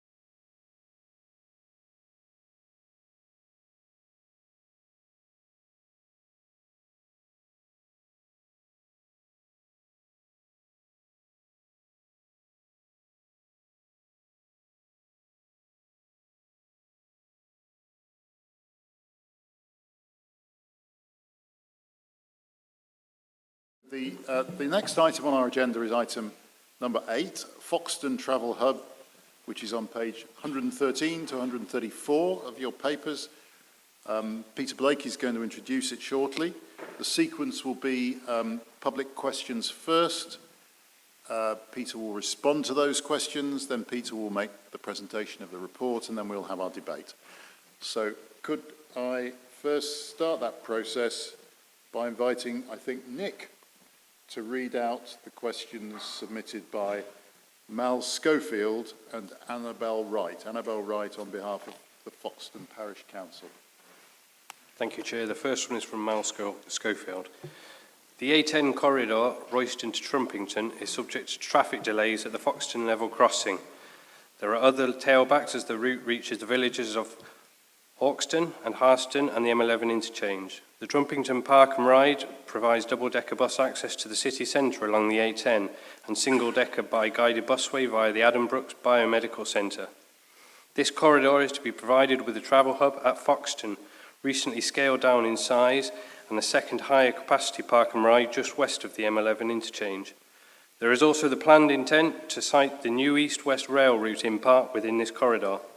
Destination and additional city rail station, South Cambridgeshire at the BMC. 3 major rail links accessing the city from the south and west. The question, to what extent is there planned integration of this infrastructure and its timing for the 4 schemes? And the question from Annabel Wright, from the Foxton Parish Council as well. This third iteration of the travel hub design has reduced the car parking spaces to 200 and cycle parking to 100, but it still fails to address the very serious concerns about the safety of pedestrians crossing the busy A10 to and from Foxton Railway Station. The A10 is a problem to cross for both able bodies and disabled people at present, but the travel hub will increase the number of road crossings, which could increase the risks for accidents. What assurances can the GCP give that this major design flaw will be addressed? Will a bridge over the A10 be considered? Number 2. As the car parking spaces have reduced to 200, is this travel hub really needed at this time? If one of the aims is to encourage rail use to the new Addenbrooks Cambridge South Station, what are the estimates for the usage of the train from Foxton? COVID has meant a reduction in travel. Is it value for money to have a £9 million infrastructure project for 200 car parking spaces? That is £45,000 per car space. Number 3, the multimodal aspects of a true travel hub have still not been addressed. A proposed bus scheme to connect to Whittlesford Parkway, not confirmed, a bus turning circle in the car park and 100 cycle spaces do not go nearly far enough. Where are the plans for cycle connectivity with the villages surrounding Foxton? If the aim of this scheme is to encourage people to not use their cars, why is this not part of it? Currently, this design is a car park with a few green add-ons. Will the GCP take the design back to the drawing board after having listened to Foxton and other villages' views? Thanks very much, Nick. So I'll turn to Peter for responses to those questions. Thank you, Chair. In terms of Mal Schofield's question, the travel hub has been developed closely with the Cambridge South West travel hub and indeed Cambridge South Station, joint modelling amongst other things. The timescales are very similar for all of these schemes, so we're looking at a period 24, 25, 26 in terms of delivery. So that work is undertaken and will continue. Clearly, East West Rail as a national project is being developed to a different timeline, and we are, like I know members of the Joint Assembly, awaiting the update from East West Rail following their consultation that was undertaken earlier this year. In terms of Annabel Wright's question, so there is no design flaw. The design for the travel hub, the crossing of the A10, the speed limit reduction have followed national design guidance as we are required to. They will follow the road safety assessment process as we're required to, and I've already been through the stage 1 of the road safety process. That will clearly continue. The demand figures that we previously published are available on the website, show a demand in excess of 900 spaces following the introduction of Cambridge South Station in the first quarter of 2025, which is the timeline, as I referred to earlier, we're looking at. But what has happened is the scheme has evolved, and I'll talk more about that when I introduce the scheme. The value for money assessment is based on 520 spaces or thereabouts, so that figure will be revised and will be presented back to you and to the Executive Board as part of any final decision, which is not today, will be subsequent to any planning and construction decisions. And then finally, the scheme has evolved. Clearly the scheme already linked in with the local greenway and local improvements to the Barrington Cycleway that are planned by development contribution. But what we're talking about in the paper now is linkage to local bus service improvements, working with the combined authority in successful conversations and discussions there. And then, as we've previously committed, charging points for electric bikes, electric scooters, to make sure that it's a truly multifunctional environment. Thank you, Chair. Thank you. Peter, would you like to continue then to present the report? Yes, Chair, just a short report. The Assembly has previously considered the Foxton proposals, and the Executive Board has previously approved the Foxton proposals. The caveat was that we continue to engage with the local community, and we've done that. And so what this report outlines is the fruits of that engagement in terms of the feedback that we've had both over quite a long period in the run-up to a formal engagement process in September this year, then the consultation in September this year, with the key findings outlined in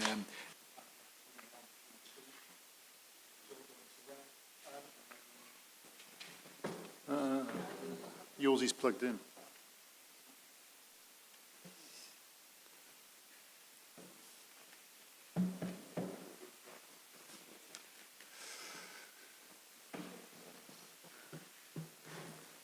Suggests operator error when it's plugged in, doesn't it? Which is a little bit embarrassing, but I didn't touch anything. Our response to the consultation and engagement is outlined in para 4.3, and essentially that is proposing a reduction in car parking spaces, an increase in cycle parking spaces, an introduction of a local bus service that will connect and provide accessibility to this to this facility for local residents. Maybe I'll stop there, Chair, and then happily try and answer any questions that may arise. Okay, thank you, Peter. I think the focus of our discussion is described in 1.5, section 1.5 on page 113, 114. And I mean, in my shorthand, it's do we agree with the recommendation to reduce car park and cycle spaces as indicated? Because as we've discussed, we have discussed the principle of this before. And are there reasons at this point not to proceed as suggested with the planning application, the land acquisition and the bus service agreements? So if we could try and channel our comments towards those points, it would be helpful. So I see Karen. So would you like to kick us off? Is it working? Yeah. I guess it's picking up on some of the public.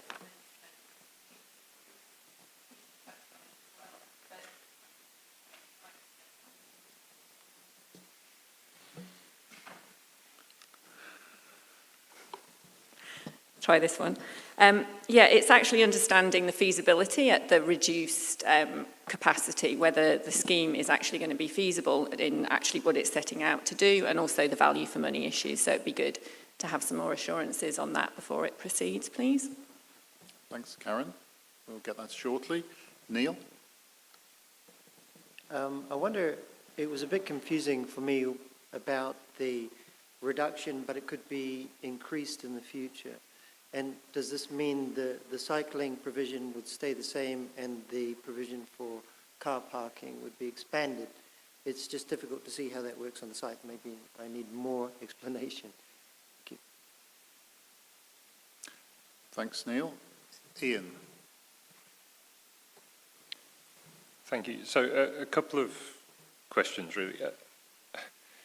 This isn't a small reduction in the number of spaces or the provision, it's 60%. That's a significant drop in our previous assessment, and it doesn't seem that the paper really justifies that. So I'd appreciate some justification from Peter that why such a dramatic drop is justified, and what exactly has changed in our analysis that we think that is justified. And then I know that you highlighted in response to the public questions that you have followed national guidelines, but this, as a hub, interchange is absolutely vital.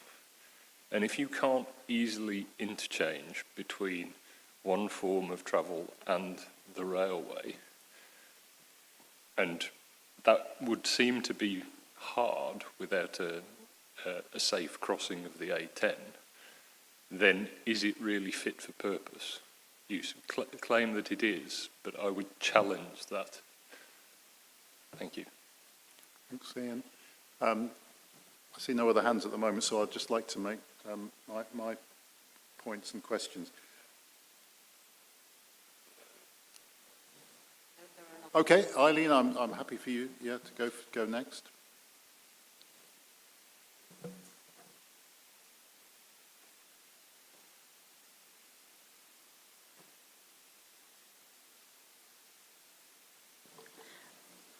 Let's hope it lasts. I've been receiving a number of emails of people who are concerned about the lack of a safe crossing, and I'm thinking at this time of the year when people are getting home from work, they'll be crossing that road in the dark to get back to their cars, and having commuted to London and got back to a dark car park where I didn't have to cross a road, but cars were going along beside me, I really wouldn't want to cross a road like the A10 in the dark to get back to my car after a day at work. Also, I can't understand what the 200 represents. Is this for people from the village, or what happens when the car park is full? Where will people go if they've driven as far as Foxton Station to take the train and they can't park their cars? I'm just really worried about how this travel hub will be used if it is so restricted in numbers, and what analysis has been done about the potential usage that has come up with 200 car parking spaces and 100 cycle spaces. So I'd like to see a bit more analysis, really. Thank you. Thanks, Eileen. I'll slot my comments in now, seeing no more hands. But so my questions follow a bit on from that. Was our original analysis wrong then? I mean, I've read the report and I've not heard a new analysis come along to say that our original estimate of 500 places and 200 cycle places was actually wrong. I've just heard that people they're throwing the kitchen sink at, reasons why it's a bad idea. And so we've reduced the numbers. And I just think we need to have an objective way of assessing how many numbers we need to provide. And I'm sort of saying with that, should we worry that without our original level of provision, actually local people are going to have to tolerate more frequent and lengthier queues of traffic in their village at the level crossing? And at Harston, should we worry that we won't have done what we can to divert people onto public transport that is available from going through their village? And at Addenbrooke's, should we worry that we won't have provided a means of people getting there, where there's going to be very stretched parking capabilities locally? We won't have provided an alternative public transport means of getting there. And I'm just those questions hark back to the original reasons we said that we approved the concept of this scheme, and I'm not sure where they stand now because it's, as Ian said, it's not a small reduction against our original estimate. And then the final question I had was, I've read the report, I'm still a little bit unclear what actually is our response to the point about the crossing of the A10, because it obviously is a point that's been raised, and I don't really understand what our answer to that is. So, okay, well, let's take that now. Do you want to read it? This is a comment from Councillor Williams. Thank you, Chair. On balance, I would say the amendments are an improvement on the original plans and an indication the partnership has responded to some concerns raised. I do feel that more work needs to be done to make this a truly multimodal hub, and we need to look further into what can be done to make this a benefit to existing residents and users. I don't think a new waiting shelter and ticket machine is enough. The safety issues and concerns in relation to this section of the A10 should by no means be underestimated. I would urge for this to be taken on board and further measures considered. Thank you. I'm going to turn to Peter for some response to what we've heard so far, and then I'll come back. I saw Alex's hand. Thank you, Chair. So there's a similar theme, so I'll try and answer it generally. The starting point for the work a number of years ago was the predicted demand requirements in this area. And so when we last assessed that with Cambridge South Station, that showed that there's going to be an impact in the Foxton environment of about 900 and just over 900 additional passengers a day. And where we arrived at in terms of our feasibility work is a car park of broadly 500 car parking spaces would probably equate in terms of its ability to deliver. That went through yourselves, it went through the board. We continue to engage on that, and the community, amongst a number of other things, they've challenged us about whether the balance was right in terms of how bold we were being in sustainability terms. So this was very much just, to them, felt like a car park, and how much was we making best use of the greenway locally, so more capability and capacity for cycling, and then how are we interrelating and linking in with bus services? Because there wasn't a bus service as part of that proposal. So can we rebalance the 500 number and deliver that in a different way? And so what we've got here is a capacity of 300, 100 cycle spaces, 200 parking spaces, and then a bus network, a bus service that we'll continue to work with the combined authority on, that will enable, or hopefully enable, people actually not to use their cars to access this site. In terms of picking up on some of the detail, the A10 crossing will be designed to safe standards. And if we can't do that, we won't be taking this forward. And so there is a series of checks and balances as we take that forward. It will include lighting, it does include the speed limit reduction, it does include the pedestrian refuse. And if it's people outwith of me and the project team who get to the point and say, sorry, that is not safe, we're not going to take that forward, that is not better than currently, and there are people crossing at this point currently, if it's not better than that, then we can't take the scheme forward, or we will have to come up with a different sort of intervention. We've already looked at signalised crossings, but of course the location of the level crossing means if you're not careful, you've got a red on the signal and you've got the crossing coming down, and we can't have. But the crossing proposals are safe, but they will continue to be checked and continue to be validated. What happens if the car park is full? Well, I suppose the question is what's going to happen if there's no car park and no provision come 2025. And that's a challenge that we're trying to deal with. And these proposals, I think, try and deal with it in a more sustainable way by encouraging people with bikes and public transport rather than just getting people to come there. Sorry, just flicking through. I think I've covered most of them, Chair, but I'm happy to be re-questioned if not. Could I just come back on one of the responses, because it was in answer to my question. So if we can manage with fewer places in the car park because we've got a more sustainable solution, have we actually got that solution? Or are we just hoping that that will happen?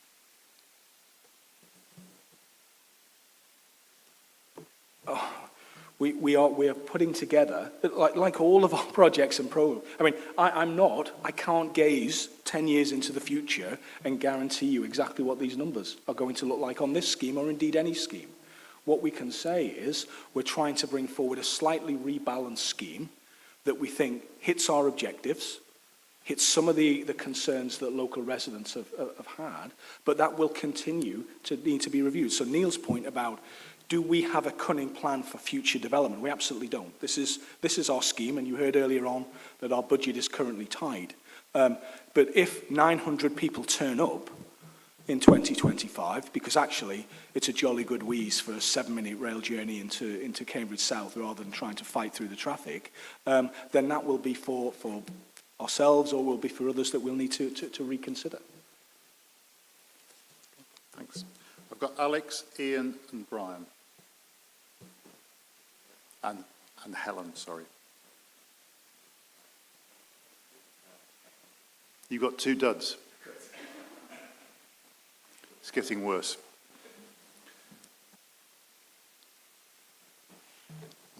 Third time lucky. Okay. Firstly, apologies. I haven't been on the Assembly very long, so this is my first time looking through all of this, so I apologise if I bring up some questions that might well have been addressed in the past. The first thing that strikes me is that the entire first part of this paper talks about traffic on the A10 and how difficult that is, and yet in this there is obviously no solution for that, and that might well be a highways concern and something we need to take to Neil and I in the Highways Committee, but it does strike me that something needs to be said about that, especially adding in the pedestrian crossing. When it comes to the pedestrian crossing, I use this road fairly regularly. I have parents and all live down there, so I'm fairly familiar with it. It strikes me that it would be better to have no crossing at all. I know that might sound stupid, but I'm sure you've probably looked into this, whether there's a possibility of extending the station to the other side of the track so that the actual platforms are closer to the travel hub, because obviously if we want people to use this, crossing a road is quite a barrier. Even if it's a safe crossing, it still is not a pleasant experience to have to cross further and then get onto your train. My third point is about interchange. I think interchange is vital with all of this, and with travel hubs, I very much support travel hubs, but we need to make sure there's enough interchange and interchange capability. And when I look at the plans for this, particularly with bus, there doesn't seem to be much in the way of bus stops or potential to expand that in the future. I might be looking at the plans wrong, it's quite a zoomed out plan, but there isn't a huge amount on there in the way of bus stops or any way of, adding to that interchange. Because down the line, it might be nice to not even just have one bus come in here, but actually use it as an interchange for other local services that don't have to always go into Cambridge, but people that are trying to get locally around. My third and final point is cycle parking. I know we've put in here that it's cycle parking. I think we have to be aware of some of the theft epidemic we're seeing at the moment, particularly around the cycle point in the station in central Cambridge, and just what a barrier that is. We've got, at the moment, cycle hoops there that can be unbolted by thieves, so they don't have to bother cutting locks, they just unbolt them and then take the bikes away. So if we are putting cycle parking in here when it does come to the design phase, I think it's really important that we make sure it is secure, safe cycle parking, because people using this will be leaving their bikes here for extended periods of time as they travel into the city. And if we want people to use it, they need to be secure in the knowledge that their bike will be there when they come back and they won't be dumped off of Foxton with no bike to get home afterwards. Thanks. Thanks, Alex. Ian? Thanks, Chair. I just wanted to come back on the crossing of the A10. I am sure, absolutely sure, and I didn't mean to question anyone's integrity on there being a safe crossing as part of this.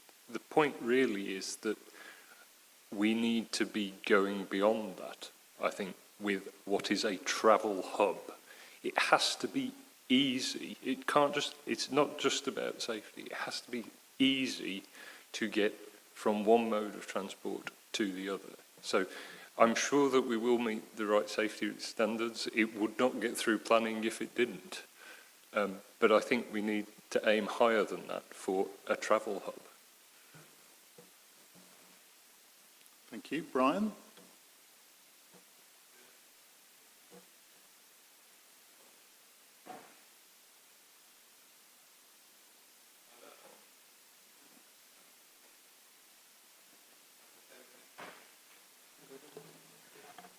Thank you. Cheers. Thank you. I'm just wanting to examine a small bit of history about the relationship between Foxton Travel Hub, the existing park and ride, the proposed new park and ride, in terms of traffic and journeys between Foxton and CBC, and specifically Addenbrooke's. Because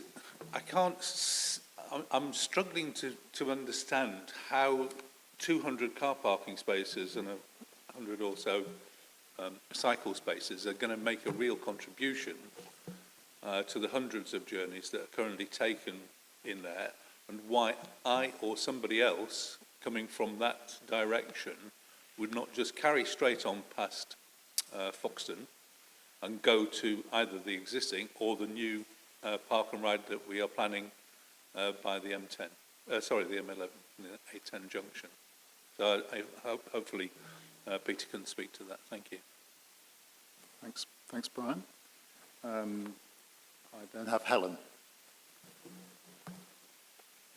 Yep, it's working at the moment.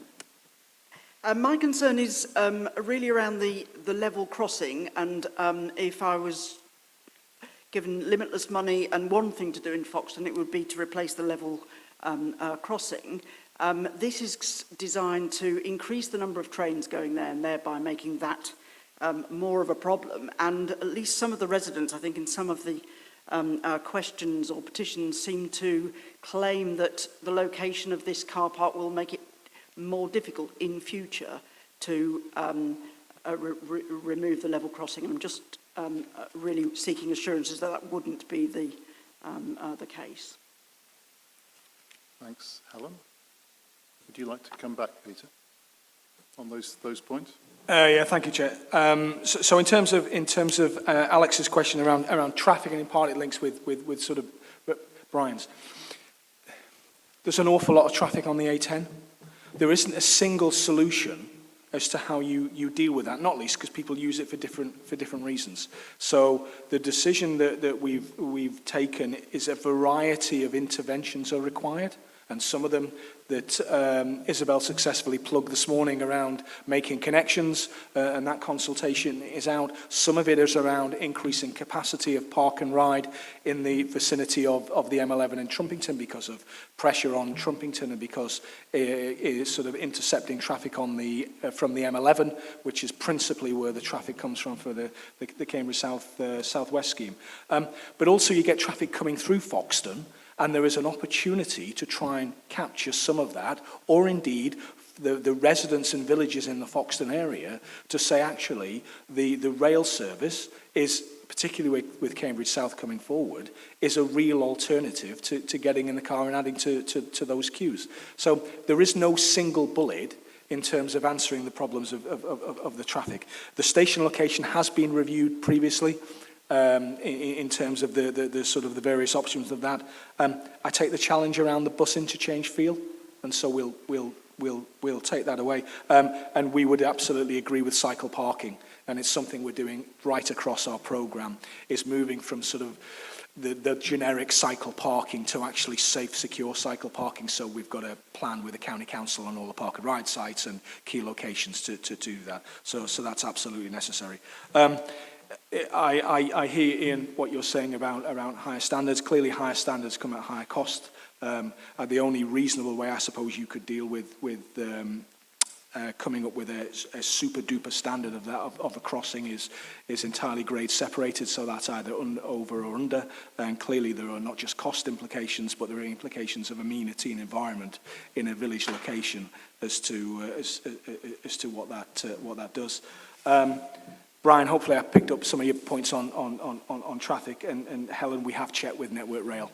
One of our key sort of stakeholders in the area is making sure about that interaction with the rail line and any future proposals that they've got. Thank you, Peter. Now, the tricky business of trying to sum this up. Simon, do you want to comment first?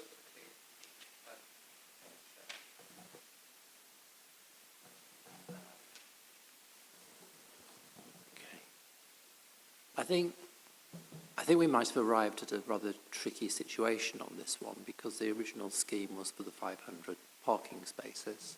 And you modelled, that was the results, the outcomes for your model. The consultation has led you to reduce it to 200. I don't know whether that's been modelled. And it's still subject to a full business case. So at this point, it's kind of work in progress. It's got an entirely new concept.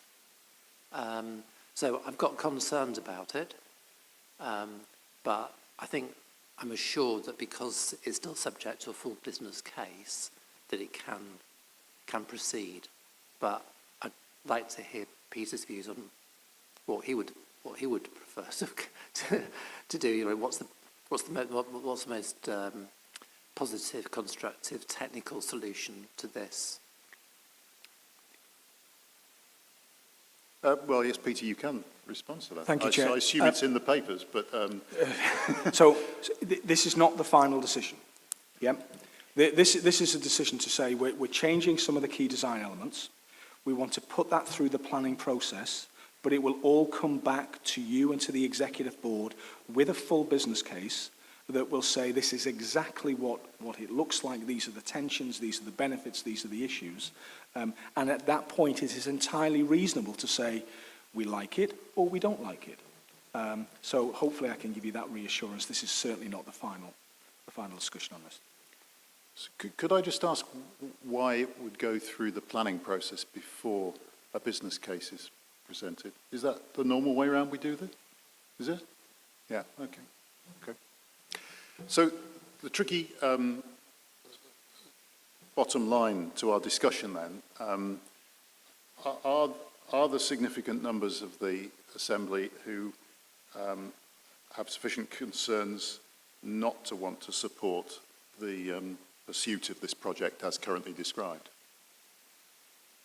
See, I don't see anyone saying that there are, but I think it's going to be right to surface a number of concerns that people have raised, and I think we'd probably be saying that those concerns we would hope to get addressed prior to us being involved in the final decision-making process on a business case. Is that as elegant a way of leaving this and moving on as possible? Okay, so we will make sure that those concerns are recorded and we will play them back to the board. Thank you very much for that.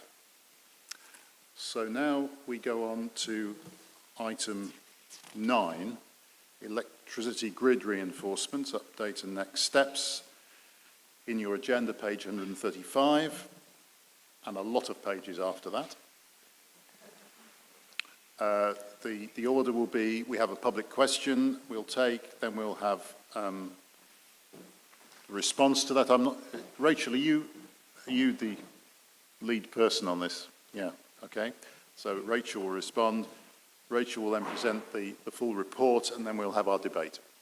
So could I ask for, yes, Nick is going to read out the question that we've received from the Reverend Anthony Mitchell on behalf of Bar Hill Parish Council. Thank you, Chair. How will the electricity grid cope with the planned move towards electric cars by 2030? And will this include plans to encourage more off-peak charging? The use of renewable energy means an increase in power supplied to the grid along with decentralised power transmission. How will the grid cope with these changes and the need to store electrical power? Thank you. Thanks very much. So Rachel, would you like to answer that, please? This is sort of duck.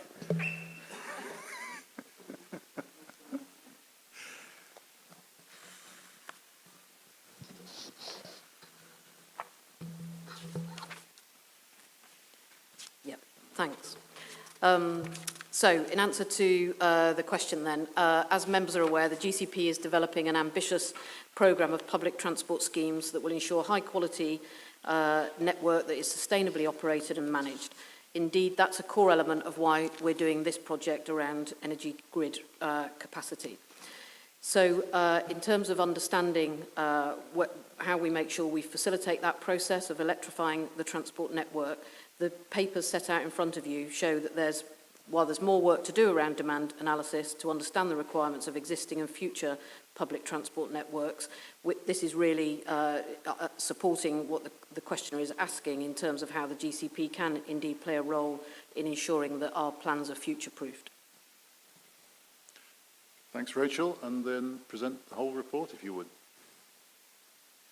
Thanks, Chair. If I can just first of all introduce a colleague, Catherine Cleary, who's from our consultants who are supporting us on what is a very technical piece of work, as I'm sure members have seen from the papers in front of you. What we're doing here is bringing an update to you on the project, which is looking at addressing the shortfall in capacity in the electricity grid. And that additional capacity is needed to support the future growth of jobs and homes in the area, as well as underpin our ambitions around the electrification of transport. So, as previously discussed when the report last came to the Assembly in July this year, we're addressing what's essentially a flaw in the operating environment for power supply. So in fast growth areas such as Greater Cambridge, where the system only responds reactively to demand, there's a risk that delivery of additional jobs and homes set out in the local plan is held up for many years. So in essence, the concept here is that GCP uses some of its City Deal funding to invest in 2 new substations and then claim back the majority of the costs once new applicants seek to connect to the grid.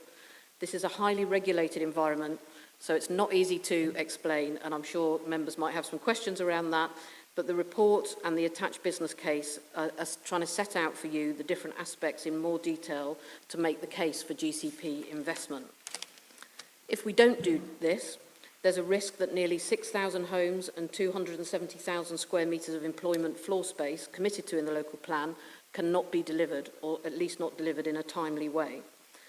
The City Deal was agreed in order to unlock barriers to growth, and the lack of power or slow delivery of increased capacity represents a significant block which we can use GCP resources to unlock. If we did both substations as proposed, we would increase the amount of available power in Greater Cambridge by 29%. The energy demand analysis that underpins this business case has been provided from known planning commitments, but we also believe there is likely to be even more demand from public services such as health providers with the growth in hospitals on the biomedical campus, as well as the potential for further growth anticipated in the emerging local plan currently out for consultation. Importantly, our work to date has helped make the case with UKPN that additional capacity is urgently required, so these substation proposals are now also being included in UKPN's latest bid to Ofgem for funding for the next 5-year period. However, the outcome of that process will not be known until the end of next year at the earliest, and as timelines are so critical, we believe it is appropriate to twin-track our work to full business case, clarifying some of the outstanding issues along the way so that we are ready to commission construction of the substations if that is still required. At 1.7, the report sets out what the Joint Assembly is invited to comment on, in particular to consider whether the current preferred option presented in sections 3 and 4 of this report should be taken forward to the full business case stage. In addition, the Assembly may wish to comment on whether it supports the further work outlined in section 3.3 to mitigate the risks, including engaging with outside agencies to explore potential joint working and investment arrangements. And finally, to consider drawing down a further £275,000 per substation from the already allocated budget to enable the project to progress with engineering feasibility work, detailed design and planning, and to secure the current UKPN grid connection offers that they have presented to us. Thanks, Chair. Thanks, Rachel. So, as Rachel points out, the essence of the question to us is in 1.7 on page 136. I'll attempt my language for that in more simple terms. I think we have all had an opportunity and kind of expressed our belief in the importance of the grid being reinforced, and we've done that previously, and we know that that's a significant element in the planned developments in the area. But I think the question really arising in this report is do we support the GCP's proposed approach based on the information we've been given? And as the scrutiny body, are we willing to accept the anticipated cost and risk associated with it? So I think that's the area I think we need to be making our comments to add value here. Can I, Claire, Christopher? I'll give the electricity a try here. Oh, it seems to be working. I have looked into this in quite some detail, and I do support the approach that we're taking. I support the boldness, acknowledging that we are taking some risk of wasted money.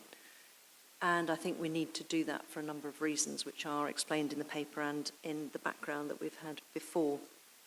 So we do potentially get value for money because we can recoup the cost, and we can afford to do it because we've got the Greater Cambridge Partnership, which is designed to remove barriers like this. The approach and the option suggested is, I believe, the right one in terms of the balance of risk and cost. And I think we do need to do two things. One is take the risk, be bold, but two is to negotiate well.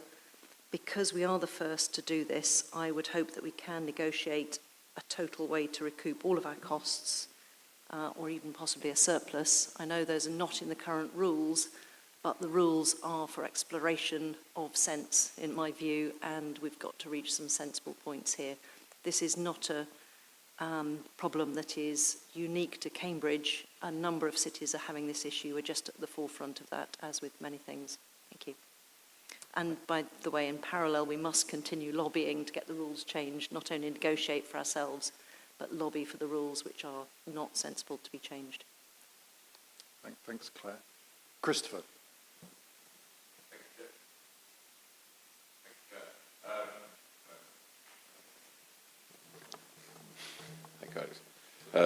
Thank you, Chair. I too completely support this. It's really important that we do this. As you say, we have previously discussed the need for the power. I think the need for that is going to accelerate, not just, obviously, there's the reference to electric cars. I'm slightly involved in automotive, and those are coming at us faster than anyone had anticipated. And that is a push by the manufacturers more than a demand by consumers. So that is certainly coming. The bit that still concerns me in here, obviously there's the statutory requirement to provide the infrastructure in line with growth. I'm worried about the data that they are using for growth. We know that the data that the government has for, or keeps repeating, for Cambridge growth over the last 10 years has been woefully short of reality. And this will become a more and more acute problem. So for that reason, I believe we should take this risk. I accept it's a risk, and it would be great if we can mitigate that, but we do need to push on with this, otherwise we will hold the city back. Thank you. Thanks, Christopher. Simon. Sorry, I had Neil first, then Simon. Sorry. Respect the order. Just a very quick question. How does this fit with the combined authority? I know they're also interested in this stuff. I couldn't see anything in the report. Thanks, Neil. Simon? Well, I was really delighted to read this report. I think it's the GCP at its best. I think this is a result of public regulatory policy failure, and that needs to be addressed, as Claire and Christopher have said. So we need to do that. We need to join in with the other growth areas to press government to reform the Ofcom regulatory framework. I agree also that we should be seeking full cost recovery and a return on the risk that's been taken here. If my arithmetic's correct, and I wouldn't want anybody to rely on my arithmetic, but I do think there's about 2 billion in the housing investment alone here. So 20-odd million quid is a drop in the ocean, and I really don't think we should be subsidising that. And I think full cost recovery is certainly something we should seek on this. And I think also it would be helpful to have a further forward analysis of grid reinforcement requirements to ensure that we have the capacity to deliver on the zero carbon future and the development that's planned in the 2018 local plan. And I know this is beyond your brief, but also the emerging local plan as well, which is the additional 9,000 homes or whatever. So this is a serious constraint on delivery, and it's an essential investment that we make. And I want to congratulate everybody who's been involved in this, because I know it's incredibly complex. Thank you very much, Simon. I'm going to turn to Rachel for some comments on responses to those points, and then we've got some more people. Don't worry, I've got your names down. Rachel. Thanks, Chair. I'll ask Catherine just to pick up on some of the points around the demand modelling and also the regulatory environment that sort of restricts the way in which you can recover some of the costs, but on a couple of other questions around the CPCA. So we have a project board, and one of our colleagues is making sure that the CPCA is kept in touch with our project. But we started this some time ago when the Climate Commission hadn't happened, so I think we were just a bit ahead of them. And actually, in terms of the need in Greater Cambridge, that's much stronger here for us to deliver on this than perhaps they have in some other places in the wider area. But definitely it's something that regional bodies will need to look at in time. In terms of the lobbying point, I was just going to say that was passed as a recommendation the last time the board considered this paper, so we've duly written letters to ministers. We had a meeting with Ofgem that I would say was disappointing, and that's probably an understatement, in terms of the regulator not really understanding, despite our best endeavours, what it means for places like this, and their thinking is focused on other issues rather than the problems that we face. But we have got contacts now in Bays, so we continue taking our messages round. I don't think it is going to solve the problem in the short term, but we continue to sort of twin track that. But Catherine, can you pick up on some of the points around demand and cost recovery? Yeah, certainly. So I think picking up cost recovery first, we've mentioned before the regulatory restrictions surrounding ECCR, which is the legislation which governs the recovery from future connectees. One thing which has come out of the sort of significant lobbying and engagement is that Bays are revising ECCR within the next 18 months and looking to start a consultation process on that in Q1 next year, which GCP have already sort of lodged their interest in participating in. So I think there definitely is the opportunity to negotiate, as Claire has mentioned. The other element is that those are restrictions within the electricity market for recovering costs through electricity connection charging. It may be something for GCP to consider whether they do also wish to address other revenue recovery options. That could include Homes England funding, which we have seen on some similar schemes, or it could include investigating Section 106 funding. In terms of the data, the kind of comment regarding the assumptions around growth that UK Power Networks as the DNO are using, it probably is helpful to share that the data that's been used to inform this draft business case has also been shared with UK Power Networks and is what has been used to inform their recent confirmation that they are submitting both Trumpington and East Grid into their Ofgem business case for the next funding period. So we do believe that GCP has provided the data to support that high growth case. Thank you, Catherine. Ian.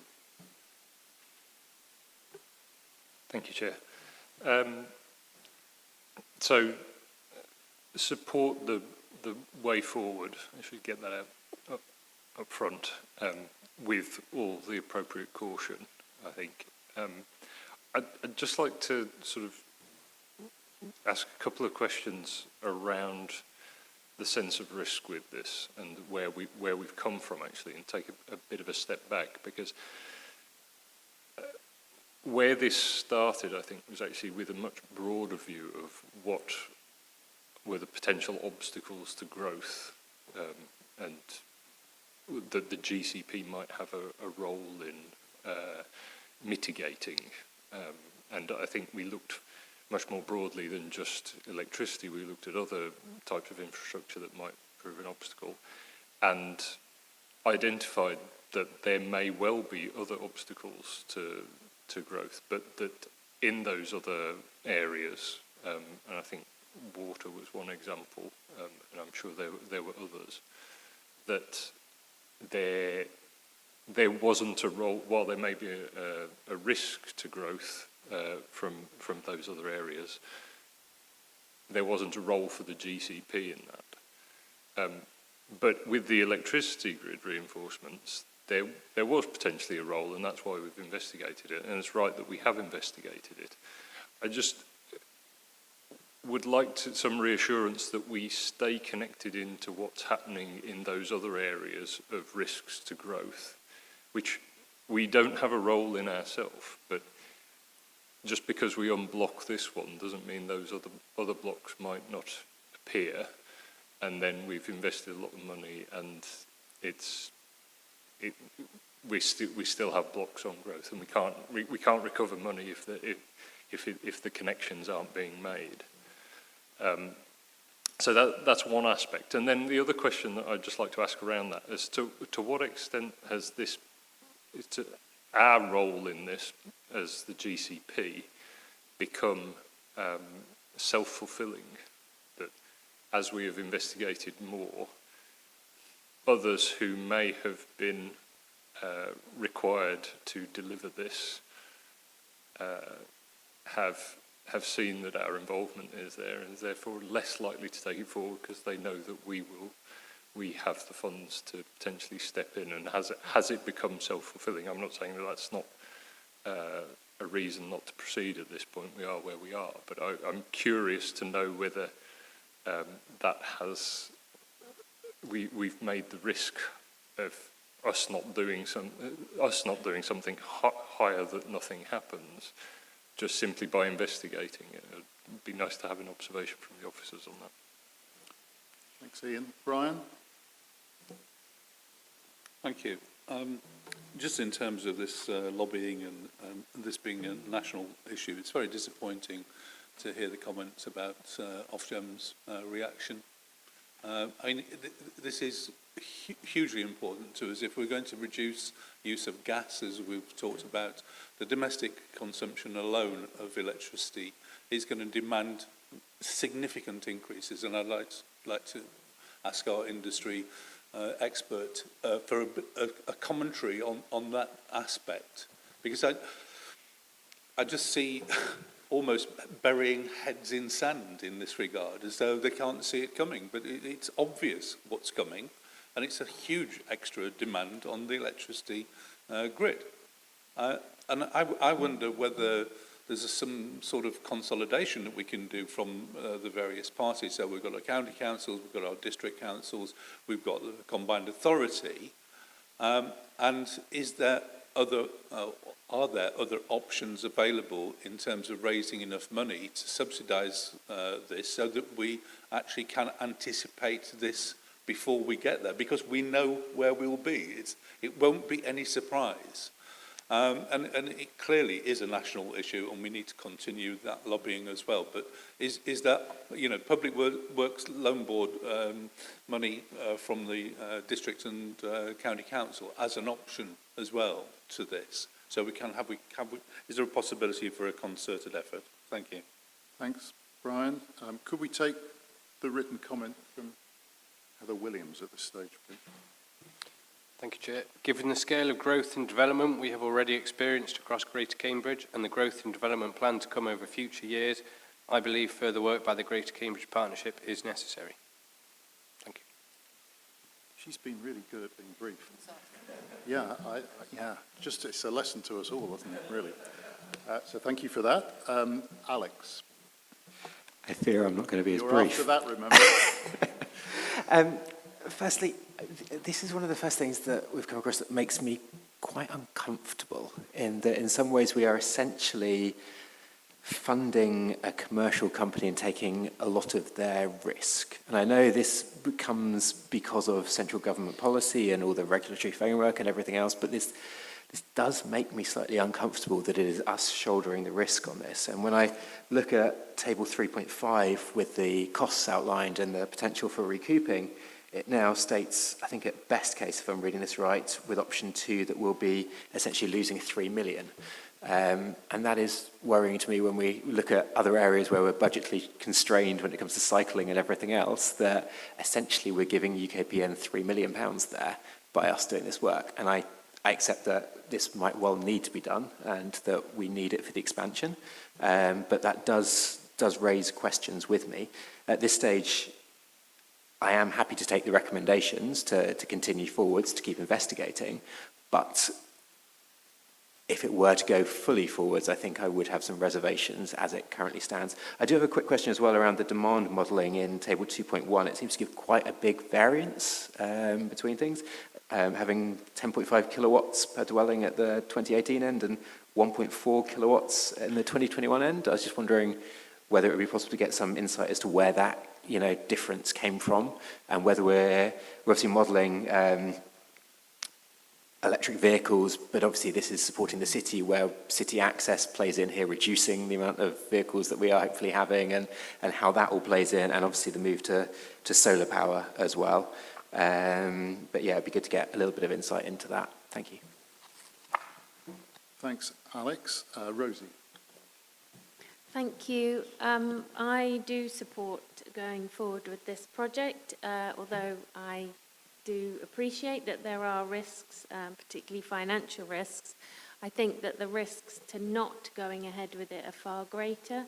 The grid already constrains projects, certainly in the city, I would imagine in South Cowns as well, for sustainable energy projects, and so I think it's vital that we go ahead with this. I support it. Thanks, Rosie. I'd just like to make a comment myself. I have been involved in some of the discussions in the working group on this, and others who have been present will recognise that I have been a sceptic, a little bit uncomfortable with this. So I feel the need to put that on the record. I recognise that this is something that the GCP can do. It's absolutely clear that we can do this. But I think that's a different question from whether we should do it. I'm uncomfortable because it's really someone else's job. And I'm uncomfortable with it because I think that whereas when we make interventions in transport or skills, we draw on some expertise and the knowledge that what we're doing, if we don't do it, is no one else's job.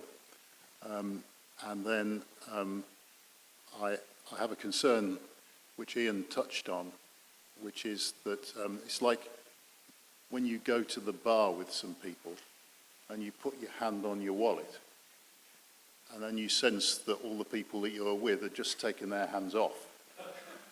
And I just wonder quite, I think it's said in this report that there are, that the UKPN or whatever the body is, may still bring forward these investments in their normal way. And obviously, if that happens, we won't.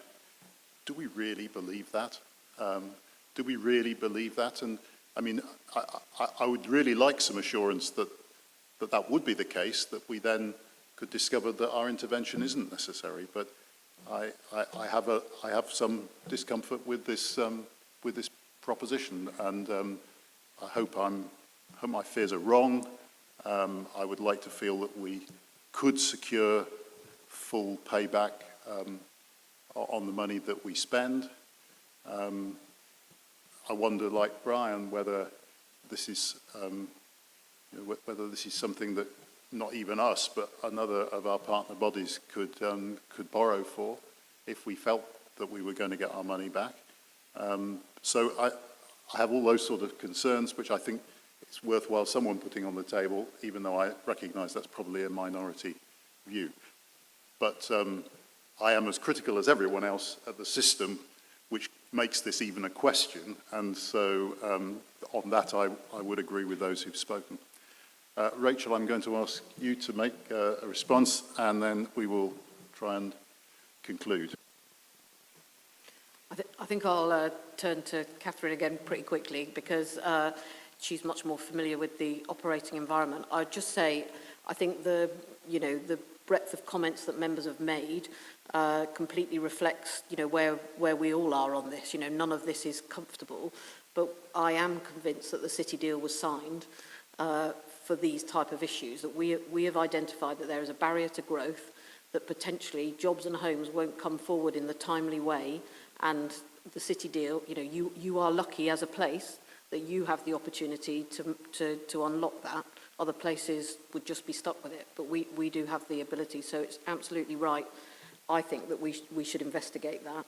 And I am told by the experts that the work we've done today has absolutely helped it now be, that these substations are included in UKPN's bid to Ofgem, and if we hadn't done this, they might not have been. So we have already progressed that they are potentially on the table for funding in the route that they should be, although we will still have a timeliness issue. So, but Catherine can say a bit more on that. I'll just come back to Ian's other point on other obstacles. We haven't actually done any work on water and some of those specifically. That's the Joint Planning Service has been doing that as part of the emerging local plan. I mean, one of the comments I'd make is that the city deal was also signed to support the delivery of the current local plan. I'm not aware that water was identified so much as a constraint to growth in the current local plan. Clearly it is being in the emerging local plan.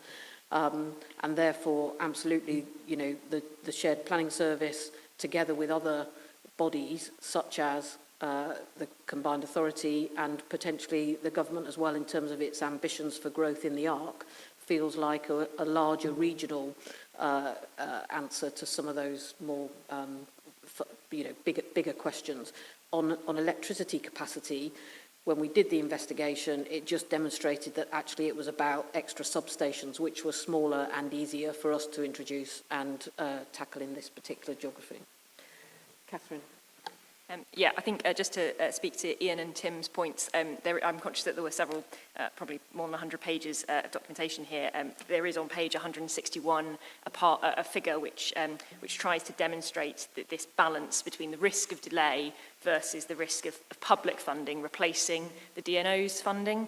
And essentially the kind of twin track strategy that Rachel mentioned earlier, which we are recommending here, is seeking permission for us to allow the further development of this business case, the acceptance of the UKPN offers, which basically allows these works to be expedited, but on a kind of minimal regret basis. And that minimal regret basis is in the kind of guarantees that we have in the structure of Ofgem's funding regime, because these substations have been submitted, well, in fact, will be submitted in December for funding.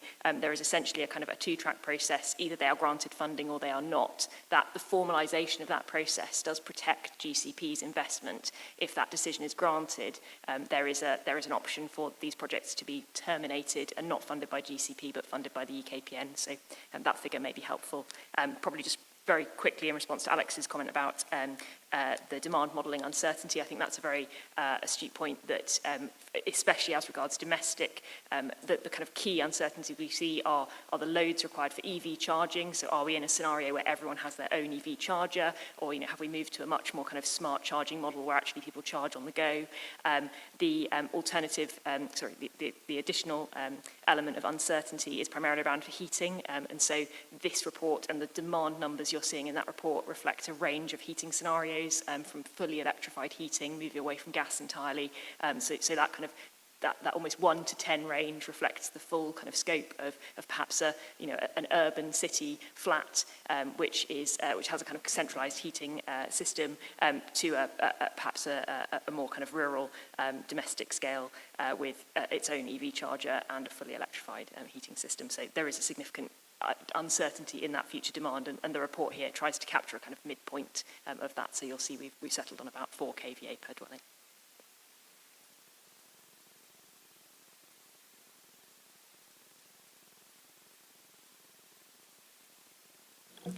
My sense of the contributions made in our debate is that there is a willingness to support what's on the page as next steps on this project. I think that needs conveying with the spectrum of additional comments made around that and hopes and reservations, which we will do. But the basic position, I think, is that we don't wish to put a spanner in the works as described. So, okay, thank you very much, everyone. And thanks, Catherine. So we then go to item 10, which is the quarterly progress report.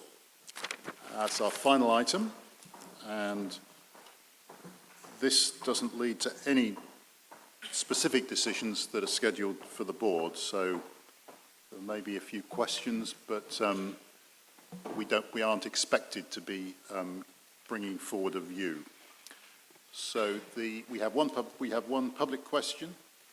We'll take officer response, then, which actually is Niamh on this occasion. Niamh will respond, and then she will present the whole report, and we will go through it then in sections. Niamh, do you want to? No, not you. The question. Nick, you want to read out the question we got from Councillor Hannah Copley, who is a Cambridge City Councillor. Thank you, Chair. Some residents have raised concerns about impact and value for money of some Greater Cambridge Partnership projects which are being delivered, and about overspends on some projects.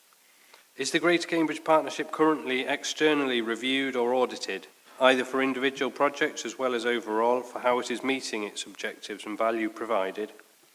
If not, will the Greater Cambridge Partnership Joint Assembly recommend this in order to provide a higher degree of confidence to residents impacted by ongoing projects? Thank you. Thanks, Nick. Rachel, I believe, is going to answer this. Yes, I did take the opportunity to contact Councillor Copley just to understand a bit more about what was behind the question, and it was specifically a resident raising concerns around the Chisholm Trail. So I have shared the report that you considered a year ago now on that particular scheme. But as the question is raising some generic points, it's also appropriate to answer those. So the GCP obviously ensures regular review and scrutiny through a range of mechanisms, and that forms a core element of our governance arrangements. This very joint assembly is a fundamental part of that structure. You're scrutinising the GCP's delivery of performance and expenditure on a quarterly basis. We're also subject to central government scrutiny and assessment. As you are aware, we underwent a detailed central government-led gateway review, which reported last year. And given the progress that we were able to demonstrate, that review determined that a further 200 million of government grant would be released in order to continue to deliver the GCP's programme. Another such review will take place in 2 years' time. In terms of direct financial control mechanisms, the County Council is the Greater Cambridge Partnership's accountable body, and therefore we operate in line with the County Council's financial procedure rules. In addition, the GCP abides by an assurance framework that has been agreed with the government. The GCP assurance framework sets out an HM Treasury prescribed process for how GCP schemes are assessed in terms of value for money and investment decisions. Thank you, Chair. Thank you. Let's go on to have the report presented to us by Niamh Matthews. Thank you, Chair. So as you've already said, there isn't a specific consideration that we're asking on a specific topic on this paper this afternoon, but happy to take any questions on any of the sections. Two things perhaps to draw your attention to. So just in terms of progress, last time you met, you talked through the idea of funding a strategic sensor network, which is tied in with the gateway review work. Just to kind of say that work is progressing well, and the invitation to tender is about to be released before the end of this month. There's more on that under the smart section on page 343. And slightly different, just on the economy and environment section 346. I know that members have been interested before in the work that we commissioned via the Centre for Business Research. This paper does not contain the latest update because we don't have it yet.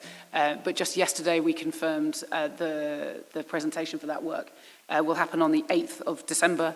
That will give us the next update, which is information describing the situation between October 2020 and April 2021.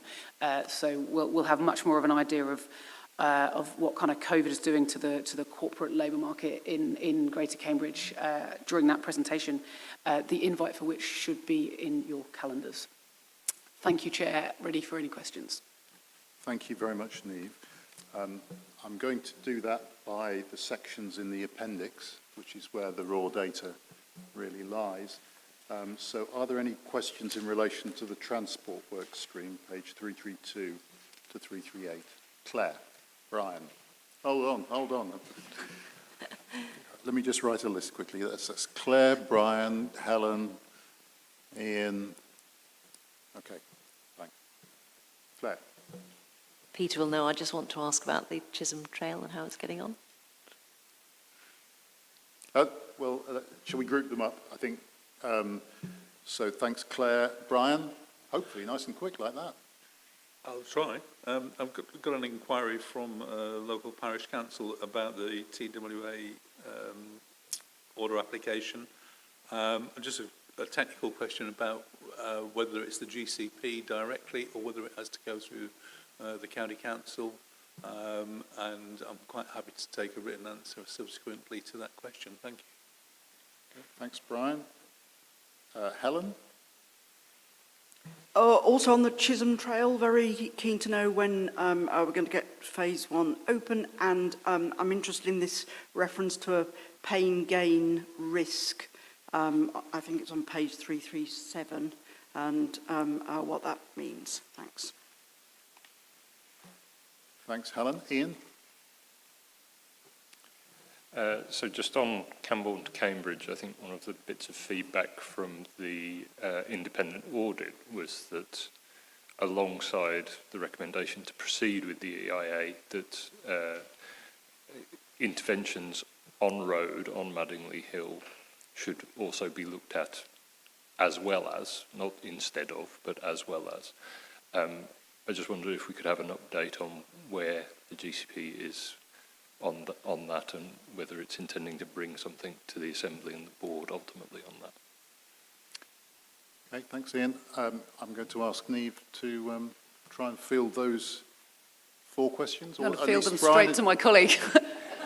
Brian has given the option of a written response, so it's 3 questions. So can we do that? Because the TWAO it's quite complex, so we'll give you a full written response on that in terms of the nature of the relationship.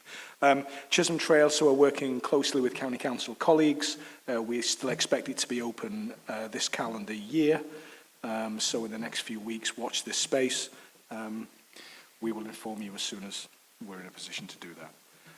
Pain and gain linked to Chisholm Trail, it's the nature of the contract that's set up, the obligation set under that, and essentially if the contractor performs under the pain environment, or sorry, the gain environment, then there's financial benefit. If the contractor doesn't perform, then clearly they go into pain.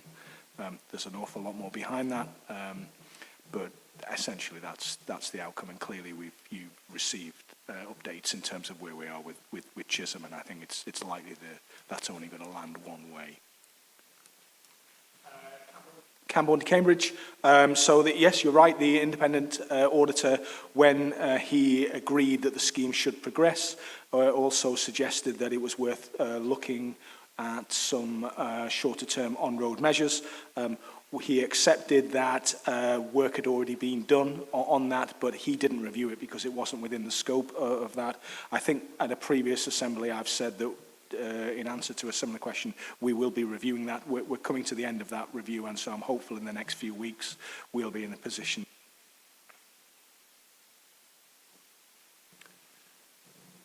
Thanks. Well, we've just finished transport questions, Peter, so your equipment failed at the right time. So thank you very much for that. So we then go on to the next the next work stream, which was skills, Appendix 2, page 339. Are there any questions on that? Karen?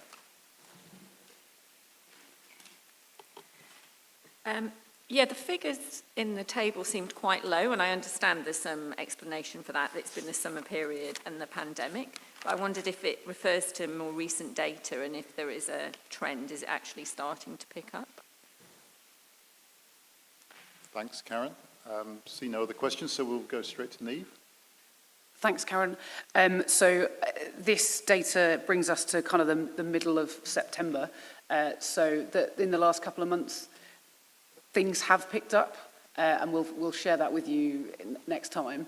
I think I was just doing a quick calculation. The work, they've had 12 weeks worth of schools being operating in a normal environment. So that, the regular discussions we have with the contractor on how it's going. For me, it's fairly unbelievable that they've managed to crack on like this, but absolutely accept that we need to keep an eye on it and make sure that when we do report back, we are seeing the trend going in the right direction.